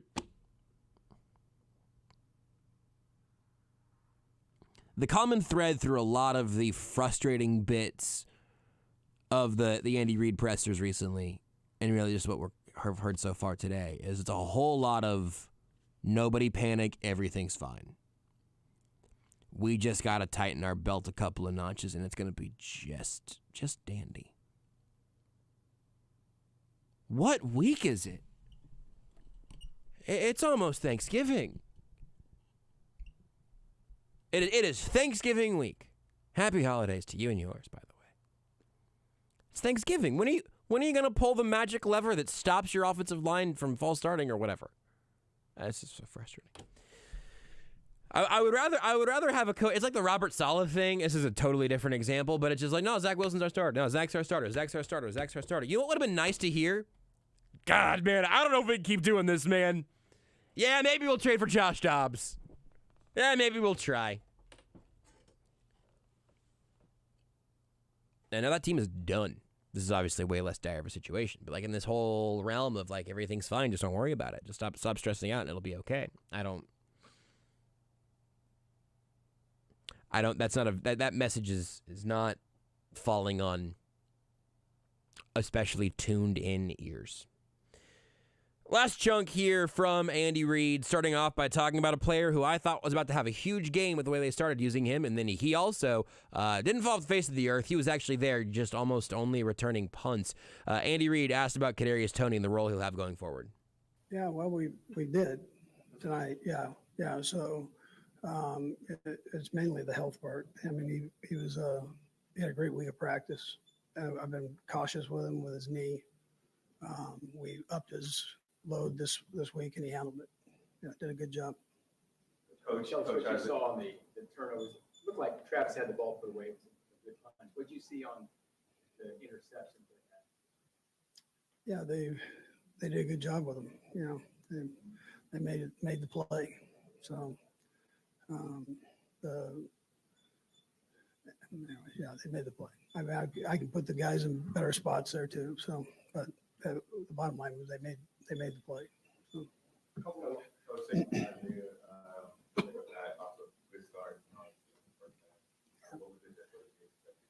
Yeah, we didn't. We probably didn't sustain our control of their defensive line that second half. We didn't have as good a run production.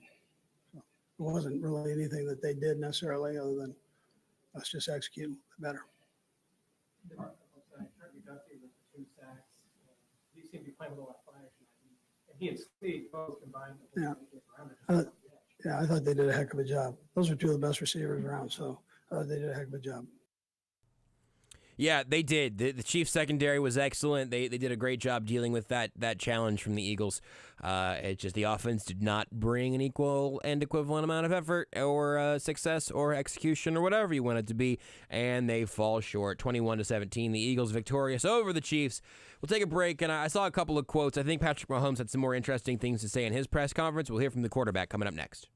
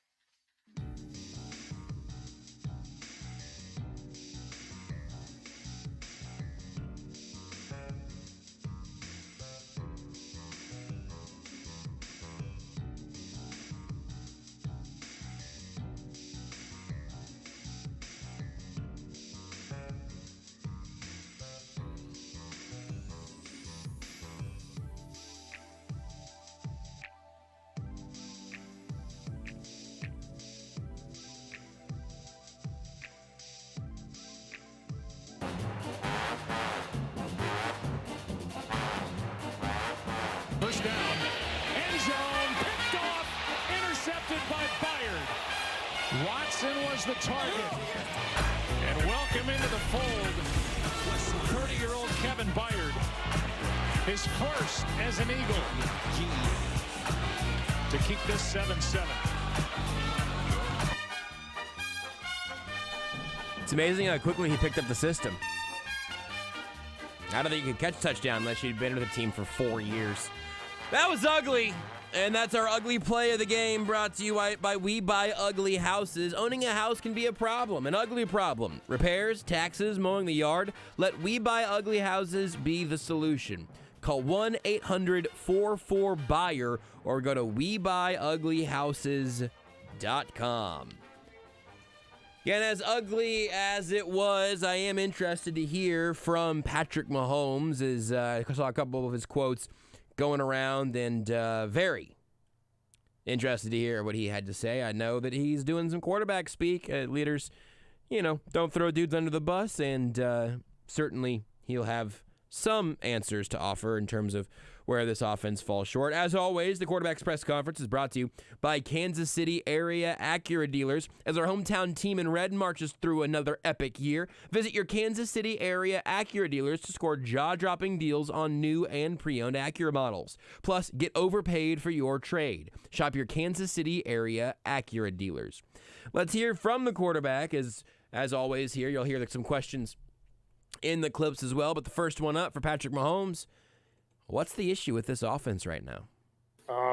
Simple is we just got to be better in the second half. All season long, we haven't played great football in the second half. So we have to continue to work. Obviously, had a pretty good first half running the football, but got to find a way to finish games offensively. Something consistent with the second half? Not necessarily. Today it was penalties and just miscues. Yeah, we've got to find ways to score at the end of the day. Defense is playing great football, has been all year. Offense, we got to find ways to finish football games. Patrick, you talked about running the football. Jacob got off to a quick start. They came up and they forced us to throw the football, and we didn't answer the bell. I didn't make good enough passes in certain situations, and we have to prove that we can do both. It can't be just running, can't be just passing. We have to prove that we can do both, and that's something we have to continue to work on as the season continues.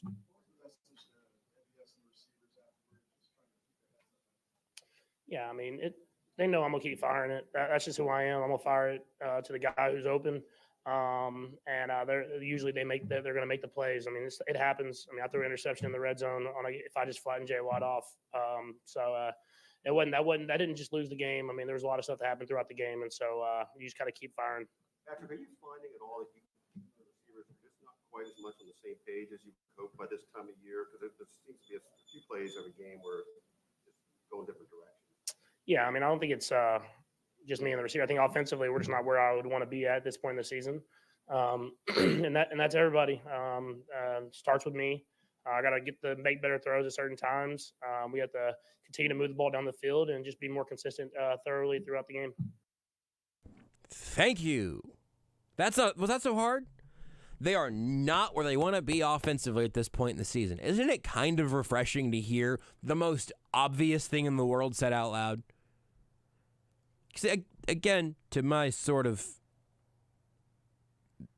diminishing levels of stamina for Andy Reid press conferences after frustrating losses. He didn't throw the pick, he didn't fumble the ball, and he put guys in the right spot. Andy Reid's probably pretty low on the list of dudes to blame. But it's just kind of nice to hear Patrick Mahomes say it. Of course this offense is underachieving where they want to be. You know it, I know it, he knows it, MVS knows it, Justin Watson knows it, Travis Kelce knows it. My friends and family know it, your friends and family know it, Swifties know it. It's no secret. It's just depressing. Eat Arby's. Next up here for Mahomes. He's asked about the 11 targets that Justin Watson had. I'll reiterate. Justin Watson had 11 targets. A.J. Brown and Devontae Smith combined for 12. So here Mahomes is asked about the Chiefs' number one wide receiver and why he fed the ball to Watson so much. Yeah, I mean, they were doing a good job of trying to do whatever they could to take Travis away and the run game away, and so other guys have to step up and make plays. And today that was Jay Watt, and so he made a lot of good plays in the game, and we'll continue that as we continue throughout the season.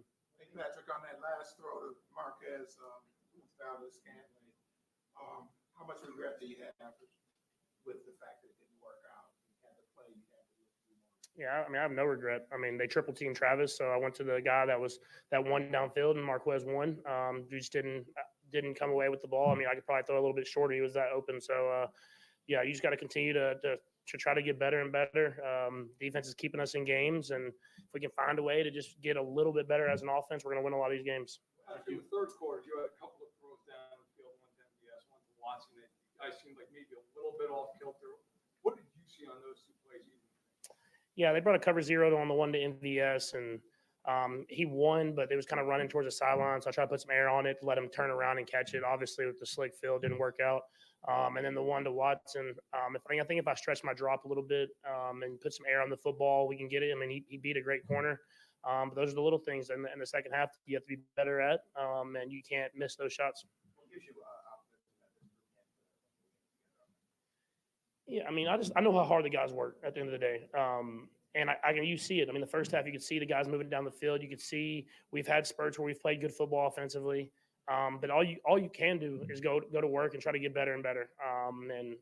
Obviously, I'm disappointed we lost today. I like a lot of the guys in the locker, everybody in the locker room. And so guys will come back to work and knowing we're going to play a tough Raiders team this next week on a short week, and we have to find a way to win against a division opponent. Just because I think I'm at least a little bit aware about like my tone. At least I try to be. What I'm going to say next is not about Patrick Mahomes saying something wrong at the podium, just like it's not really about Andy Reid not like crushing his own players. I don't expect him to do that. He shouldn't do that. What I'm doing here to the best of my ability is translating. We listen to a lot of press conferences, and we do this after every game. If hard work was going to fix this stuff, wouldn't it have by now? I do not doubt that MVS, Tony, whoever you want to put in the spotlight, I have no doubt that they're hard workers who want to play football because, frankly, you just don't really get to the NFL, and you certainly don't stick around if you're not talented and not hardworking and not reasonable to have in the building. You got to be really, really, really exceptional to get away with being lazy in the NFL. I think the Chiefs got some professionals, all of that. That's great. I love that. Is this group better than it was in week 1? Kadarius Toney is better because week 1 was a nightmare and he was rusty and whatever, but now the Chiefs still don't really use him. They used him for some interesting stuff early on tonight. I was thrilled. I was stoked for the Kadarius Toney game. And then it ended pretty much after that, so like one exception later on, one maybe 2 touches later on, outside of those first few drives. If more of the same is going to fix it, how much more of the same is it going to take? Again, I don't think Patrick Mahomes should have gotten to the podium and said, "This is bleeped, we're all bleeped, everything sucks and I hate it here." Dylan, you can go ahead and mark that, I guess, because I said all of those things in character for what Patrick Mahomes wasn't saying, but that context won't make it to a Friday from now.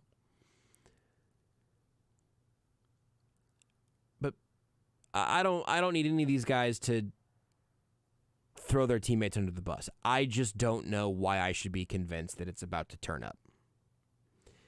Last one here for Mahomes. Looks like the first question is about Travis Kelce, and if he wasn't really in the game plan, I'm going to answer that. I haven't heard or seen this. I'm going to answer this. No, it's not that Travis Kelce wasn't in the game plan. It's that the Eagles were completely devoted to slowing down Travis Kelce. But something along those lines is where this chunk kicks off with Patrick Mahomes. Yeah, I mean, we just usually play the game, whatever the game dictates. If they're taking away the running game, we pass it, and if they're letting us run the football, we run it. That's just how we've worked throughout my career, and we haven't done it consistent enough offensively to be the offense that we want to be. But like I said, all we can do is work at it and try to get better and better, and try to play our best football going into the playoffs.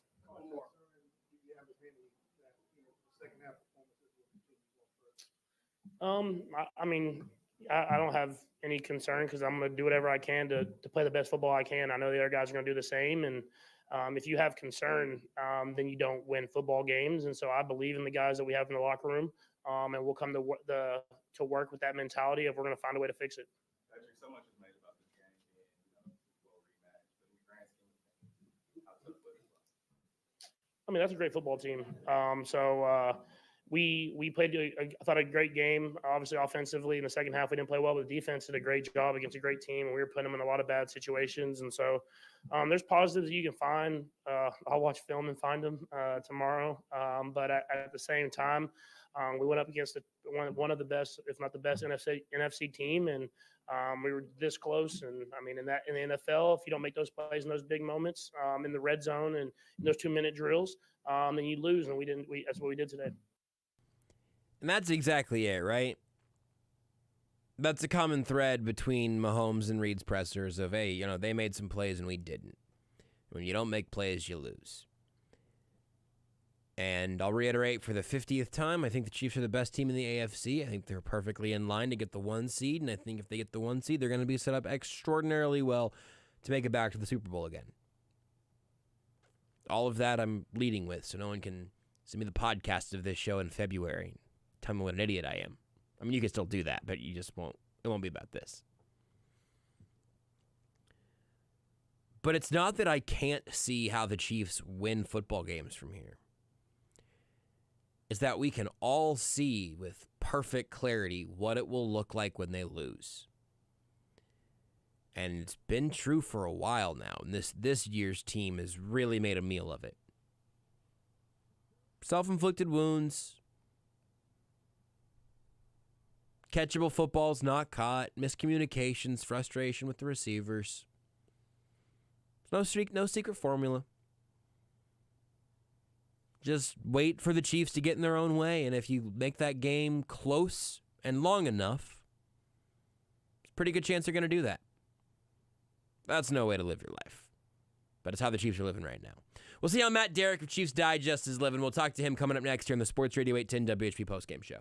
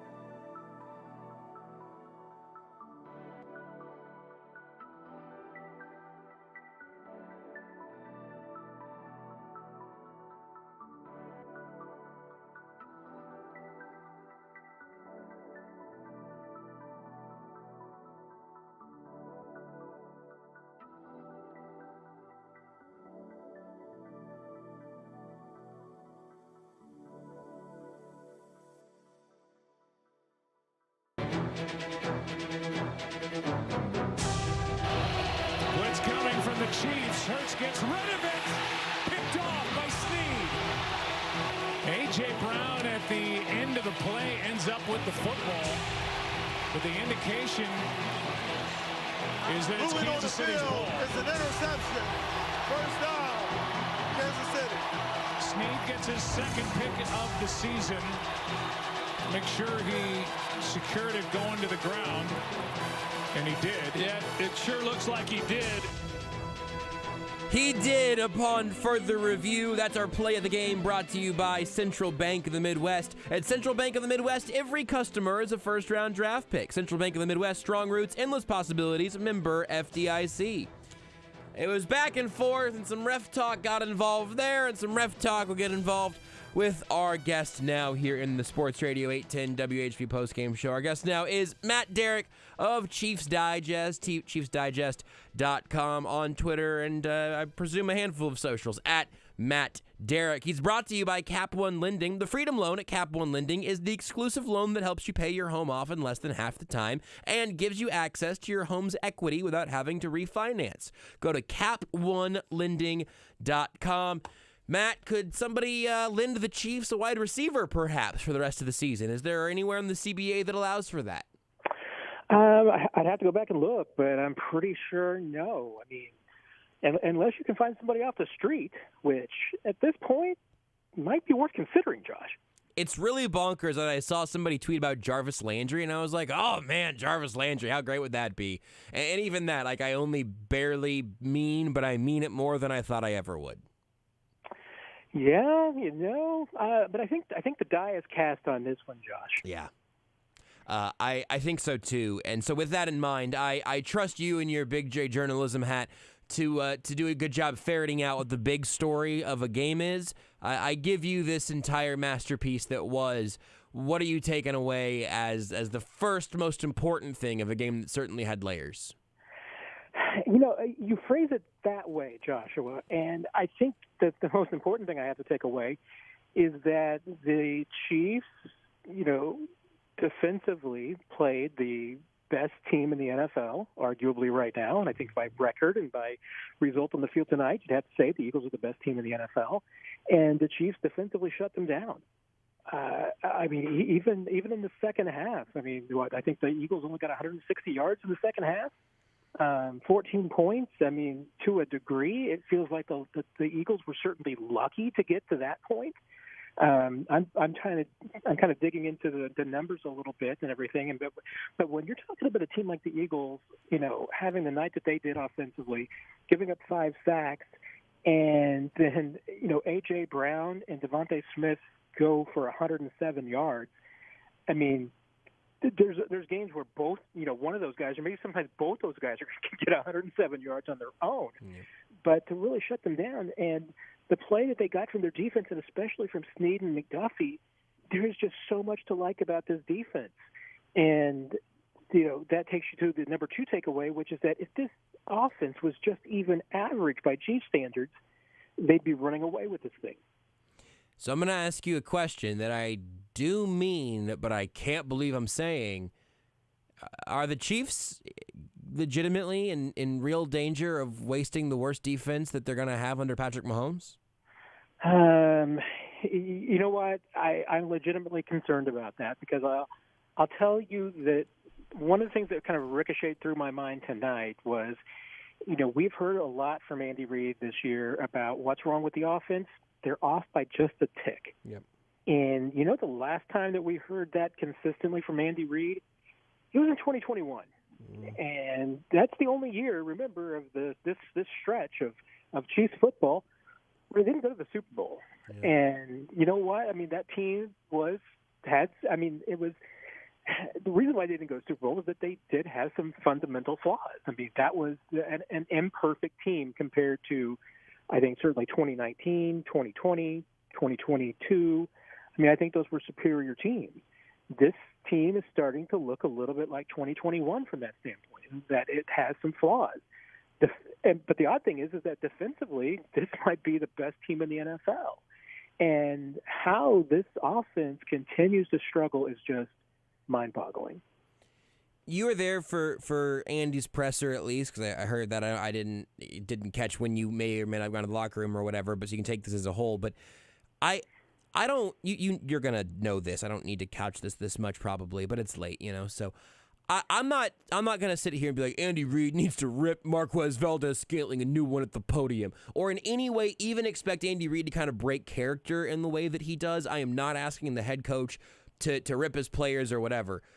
But when, like, the off-a-tick thing, Patrick Mahomes said he's disappointed that the offense is where it is at this point in the season. And that felt like a breath of fresh air in my lungs, because it was just nice to hear one of the authority figures with the Chiefs offense admit that things have not gone the way they want to, and that it cannot be as simple as, then Mahomes doubled down on this, I guess. It can't be as simple as, well, we got to keep working and keep trying. Because if look, I think they're all working plenty hard. But if work was going to get it done, the difference between week 1 and tonight would have been tangible. And this group still seems very, very similar with a lot of the same problems. So I don't know if you're experiencing anything there in person of what Andy Reid is left to do when it comes to answering questions on the offense, or what you've heard from him over these last few weeks. But I've just gotten kind of bored by the same pleasantries, and I wonder if he has too. And it's interesting that you kind of bring it up that way and put it that way, because I was asked this earlier tonight from somebody else about what I thought about Andy's demeanor tonight in the press conference. And, Andy Reid, obviously, he's like anybody else in this game. They take losses hard. There was no doubt that this was a less than jovial Andy Reid. But he also seemed to have a quiet confidence to a degree. Yeah. I just did not get from Andy Reid that this was a guy who just has his hands up in the air, desperation, not knowing what to do and what button to push to get his offense out of this. Now, maybe that is, Andy Reid knowing from 25 years of experience as head coach that, you've got to maybe sometimes project confidence if you want your guys to play with confidence. Right. And maybe he's doing that. But at the same time, I feel like he believes what he's saying, that, that if this team would just cut out the stupid mistakes, which he won't say stupid, but I will, of turning the football over and committing penalties and dropping passes. That was the theme of the first half of the season. And all we have talked about in the last 2 weeks is that if the Chiefs clean up their mistakes, this offense can get to where it wants to be. And what did they do tonight? They committed the same dumb mistakes that they've been doing for the first 9 weeks of the season. And that's what I think is disappointing, because you expect more from this team. And there are guys making mistakes on this team that haven't made these kind of mistakes in the past. And that's also part of it. If I cleaned up my diet, I'm sure I could drop another 30 pounds, man. And I'm not going to pretend that I'm going to do that, because what about my consistent behavior on tape would tell you that I'm going to. So if I'm telling Renee every week, as soon as I clean up my diet, as soon as I stop eating these donuts, I'm going to be freaking shredded. At some point, I would expect her to no longer want to hear me talk about that, because I'm not going to just cut out the donuts. And I don't know how these guys cut out drops and penalties. If there was a balm that could get you to no longer drop footballs that hit you in both hands, that would be awesome. But I think they would have found it by now. They're like, that doesn't do anything for me either, because these uncharacteristic penalties and mistakes that are at this point very characteristic, why would those go away?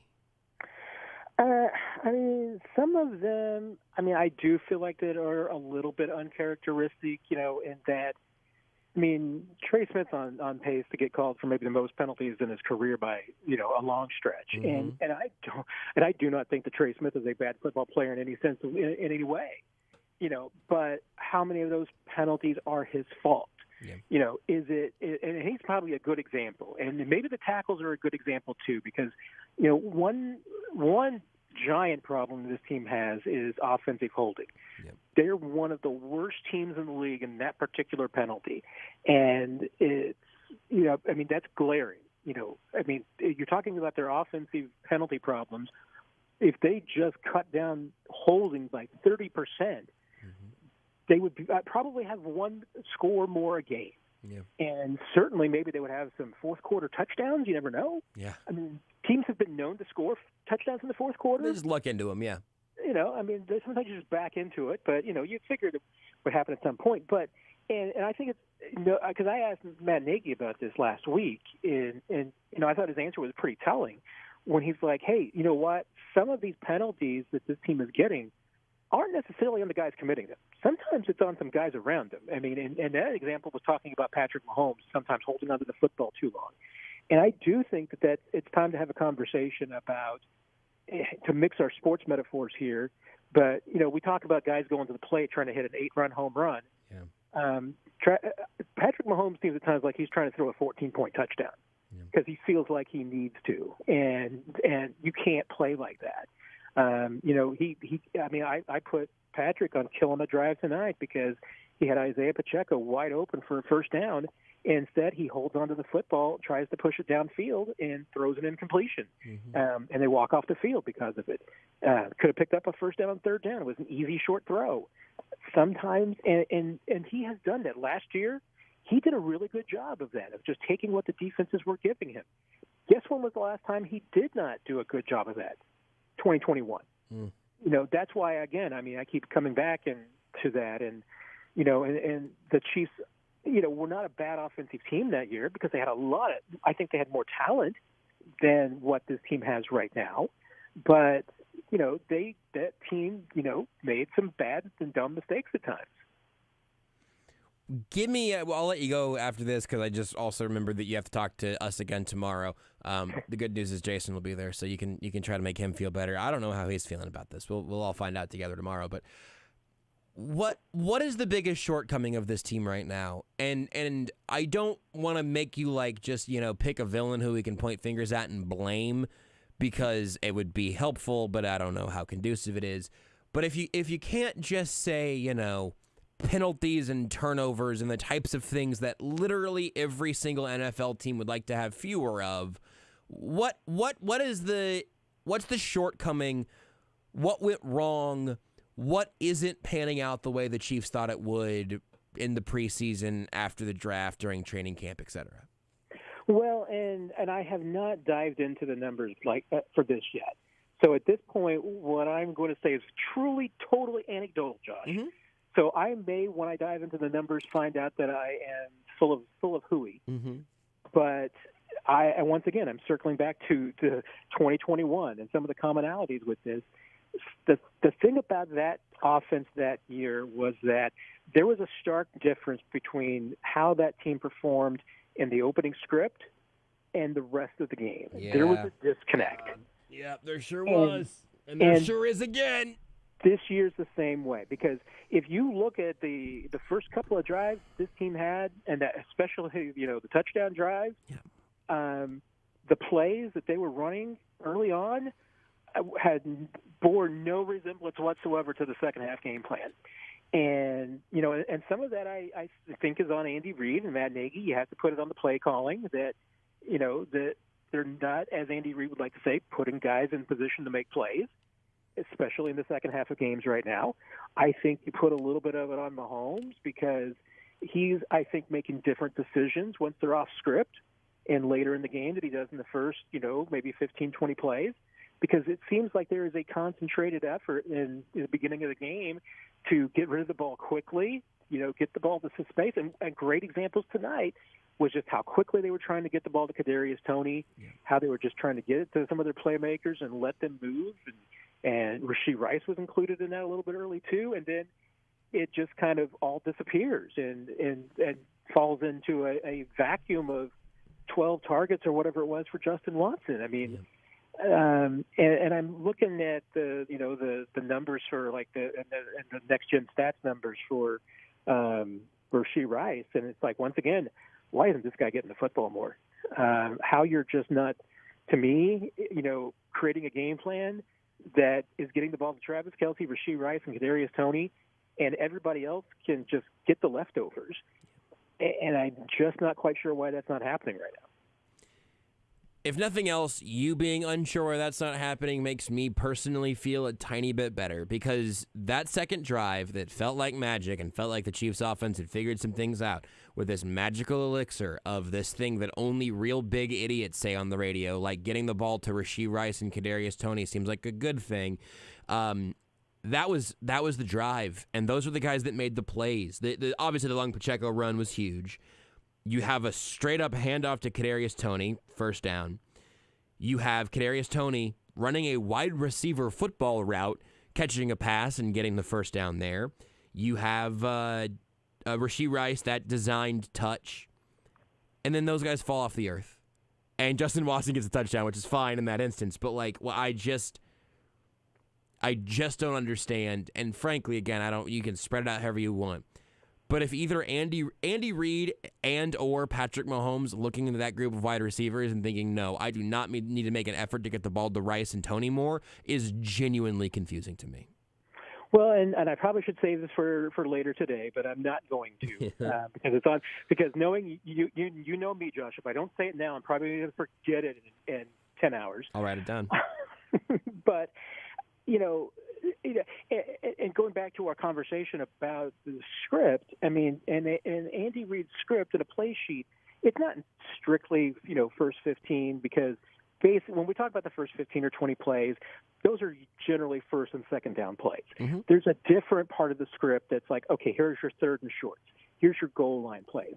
And then once you get off scripts, when you start getting some other things in, but things that are on that script, I mean, and some of the goal lines and third down plays. I mean, that touchdown to Justin Watson was in the script. That was a work of art. Mm-hmm. Using the corn dog route to just absolutely, make the Eagles, hey, look at this little shiny quarter over here, and then just sneak Justin Watson on the crosser in the back of the end zone. That is why Andy Reid's a genius. The touchdown to Travis Kelce, the motion. And then the Marquez Valdez-Scantling running the rub route to take out two defenders, absolutely perfect execution. They probably ran that 6 times this week, practicing it and rehearsing it. It's when things start to break down, and that's why I get back to the Mahomes probably holding onto the football too long, and guys just trying to make plays and trying to do too much. That's when things start to break down. But the stuff that they're confident in, that they know is going to work, they run really well. And then they, I think, just start pressing. And I do think that there's parts of that can be fixed. I mean, it takes some concentration, but if you're Justin Watson, you know what? Sometimes don't worry about trying to get yards after the catch. Yeah. If you catch the ball, anything that you get, I mean, if you don't get any yards after the catch, that's fine because you caught it. You can't get any yards if you don't catch the ball. Mm-hmm. And Watson, I mean, clearly had at least a couple of drops where his head was looking another direction. And a lot of their drops have been that way this year. And I think Rashee Rice has been eliminating those drops because he's getting better at, just waiting to get the ball and then saying to himself, hey, wait, you know what? I'm a big, fast guy. I can run past these guys. Once I get the ball, I just have to catch it. It's amazing math like that tends to work out, and we have somehow devolved into F it, Justin Watson's down there somewhere. Which is not where I thought this offense would end up. Matt, I look forward to hearing from you again in a handful of hours when you have had a couple of hours to sleep. You, me, and Dylan combined, I'm sure the three of us will bring at least one full person's worth of energy. Hopefully Jason has enough to share. I always hope that Jason has enough to share no matter what it is. Thanks, Matt. We'll talk to you later today. Take care, everybody.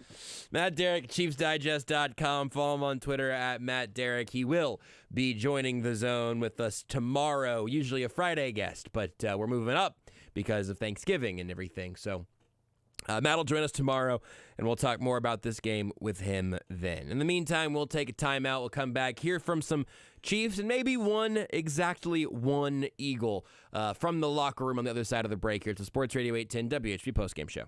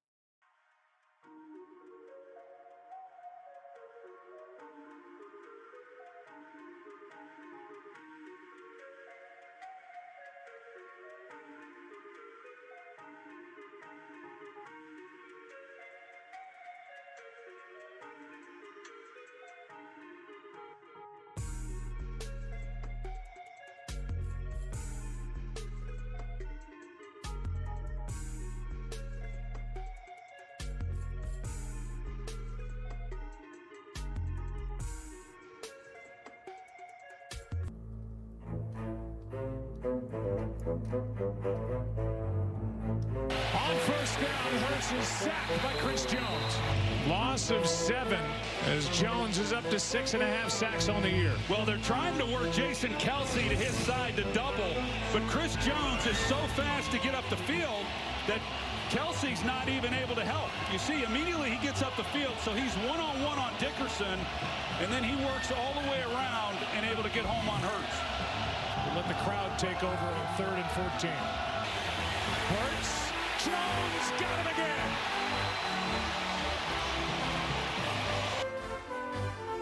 An incredible sequence there from Chris Jones. He gets the green light, brought to you by Green Light Dispensary. Green Light Dispensary has outstanding customer service, superior product, and is continuously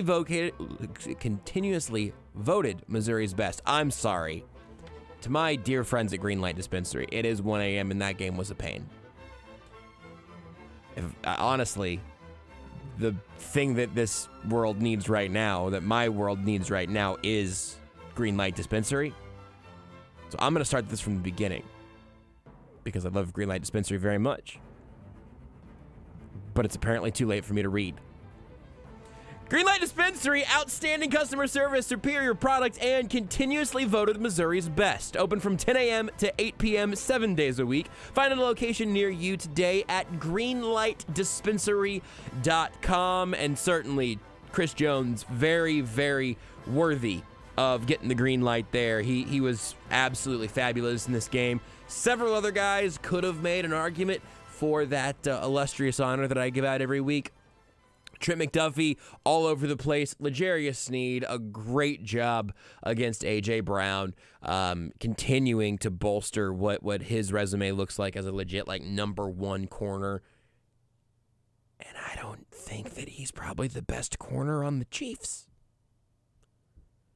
That's wild and is absolutely nothing negative to say about L'Jarius Sneed. I'm going to say this also with some measure of confidence and think there might be an exception that I'm not immediately thinking of.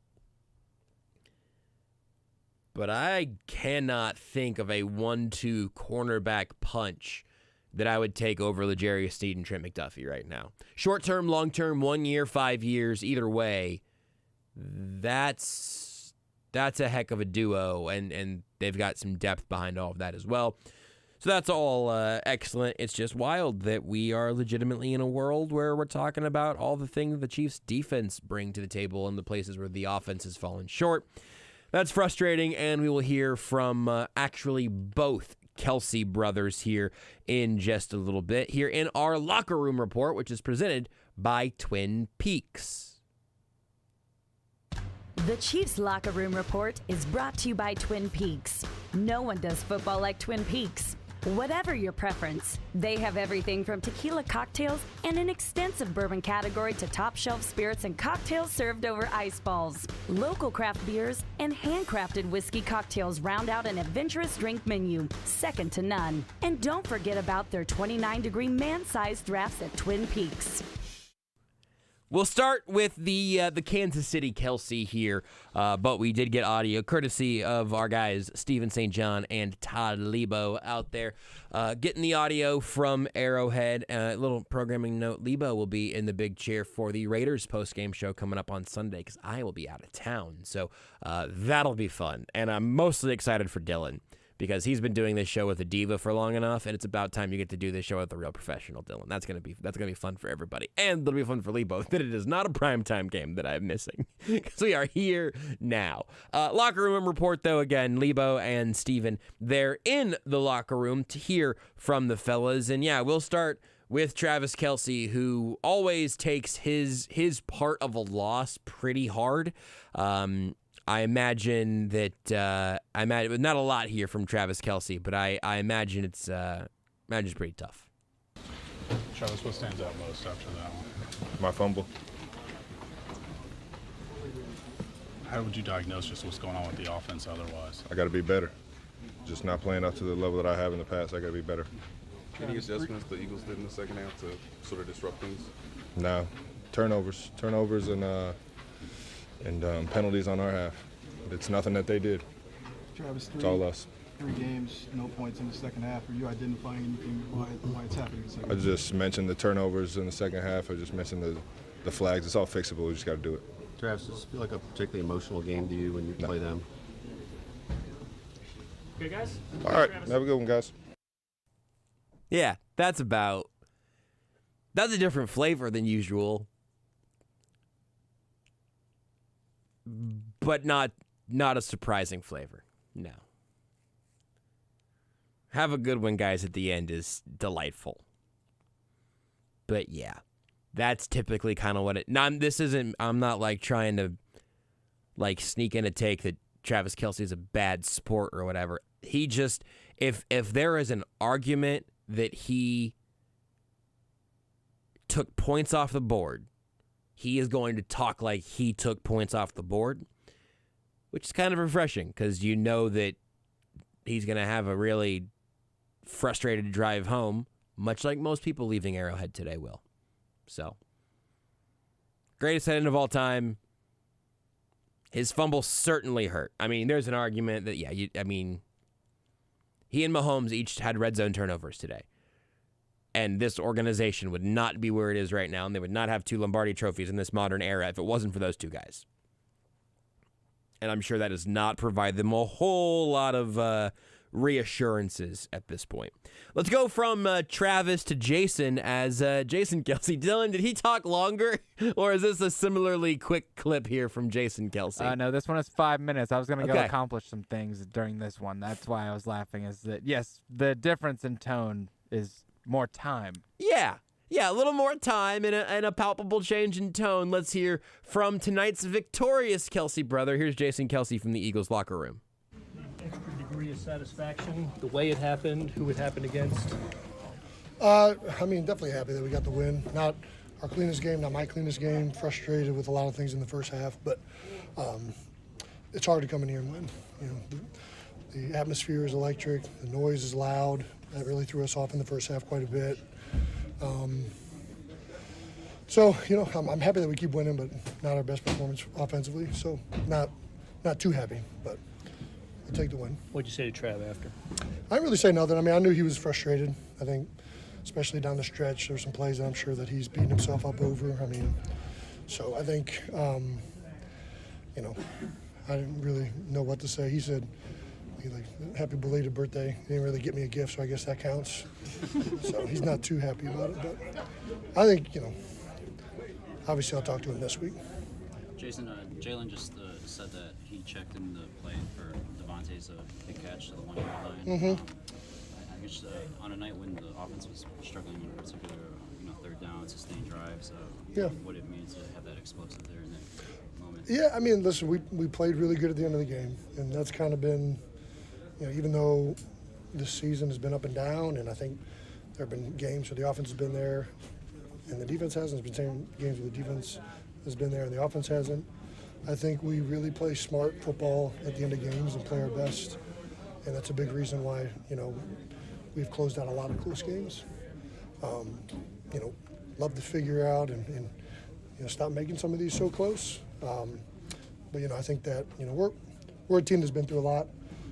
This offense has been through a lot of things, and we know that, most of the time when things aren't going our way, it's self-inflicted, and things that if we just start, clicking and just keep pushing and just keep trying to do our job a little bit better, then eventually we'll start making some plays happen. So I think, it's a huge play in the moment, and obviously, ended up getting the victory because of that, and some really good plays down the stretch by our defense. What does it say about this team when you can say... Sorry, I don't know who I'm talking to. Sorry. Yeah, go ahead. What does it say about this team when you can say it's been an up and down season, but you're still 9-1? Yeah, we have a lot of talent. We have a lot of great coaches in this building. In this team, not this building. They have good coaches too in this building. Anyways, no, I think, I think it's only going to be that much better when we start clicking and start really putting together full games. And I do think that's going to start happening. I think we have the players to do it and all the pieces. So I think I'm definitely happy to be 9-1 and looking forward to getting better, and got a tough opponent this week with the Bills. Jason, you said earlier this week you didn't need any motivation to choose more than your brother than Andy. all that to get that done, and what does that say for you and also for the team? Yeah, well, I mean, listen, I'm happy that we got the win. I think I'm just thinking about the plays that I wish we had back and things that we could have done better at this point, to be honest with you. I think right after the game, you're happy whenever you win, but you're also, when you don't play as well as you think you should, you're always focused on that. So, got a short week with the Bills. Happy we won the game, but know that we got a lot of corrections to make and things we got to do if we're going to try and keep winning. In between some of those drives where you guys were struggling to move the football, what was kind of the thought process? Did you think that you were close enough to figuring it out and getting some drives? Yeah, I mean, listen, they're a great defense, and Spagnuolo is a phenomenal coach. I think a lot of the things in the first half were very self-inflicted, poor communication. It was just, it was just a sloppy first half outside of the one big drive that we had. So I think we knew that if we could just clean up that stuff, that, we could get something going. So I think everybody was optimistic that we were going to get that fixed eventually. What can you say about your defense in the second half with the shutout? Yeah, I mean, listen, we have really good players. We have Sean Desai has been really, really good for the most part this year. I think the defense has been outstanding. I mean, I think outside of maybe one or two games, they've been pretty stifling. Running defense has been rated the best in the NFL, so they're doing some really, really good things. And, they're playing today probably the best offensive coach over the last decade. So best quarterback in the NFL, along with our guy. I think, they definitely had their hands full and they stepped up big time. What'd you think of the final Mahomes deep throw?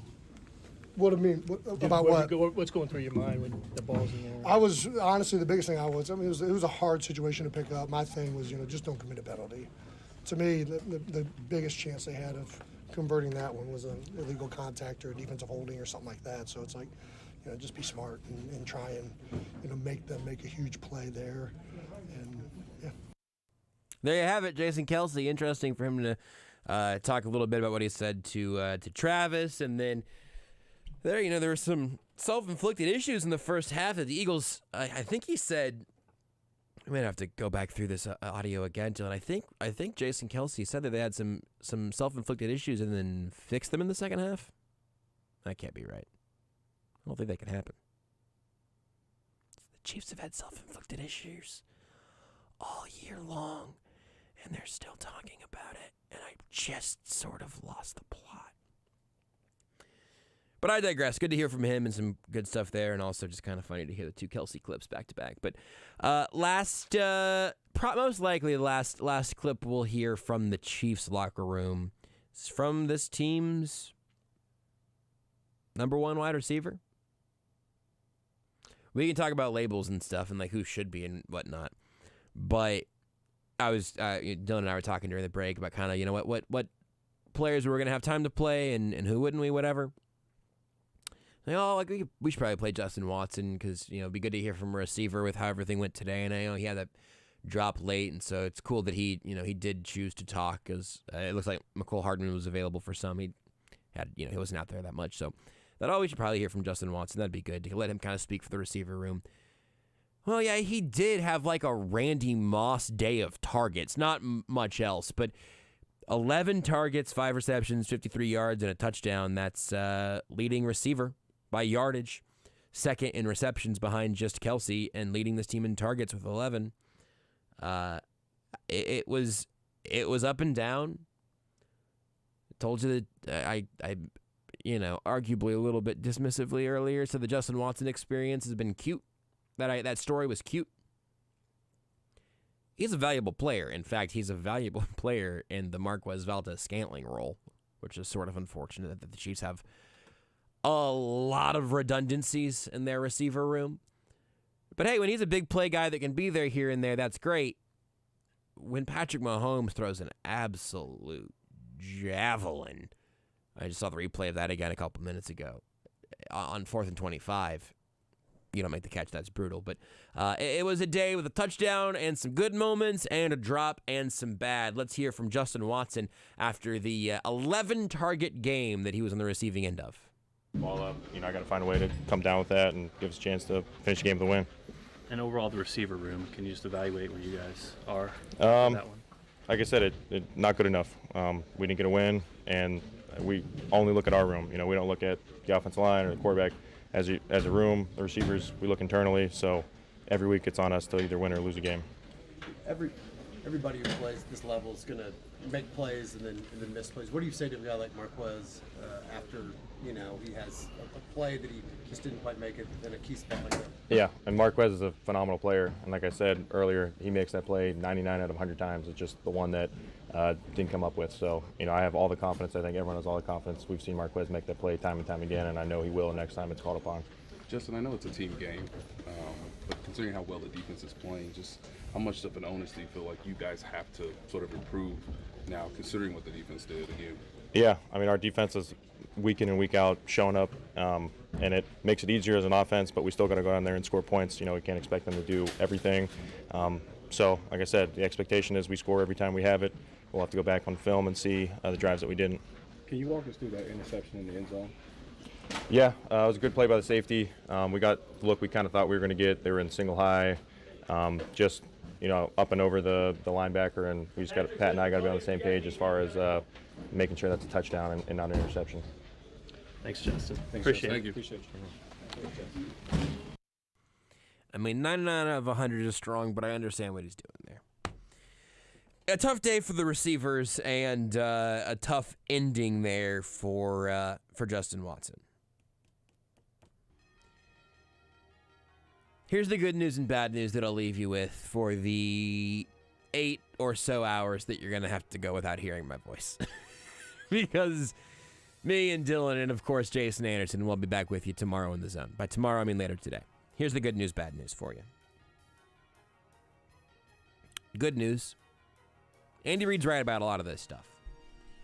Good news. It's fixable things. Good news. The Chiefs were a couple of plays. And by a couple, one.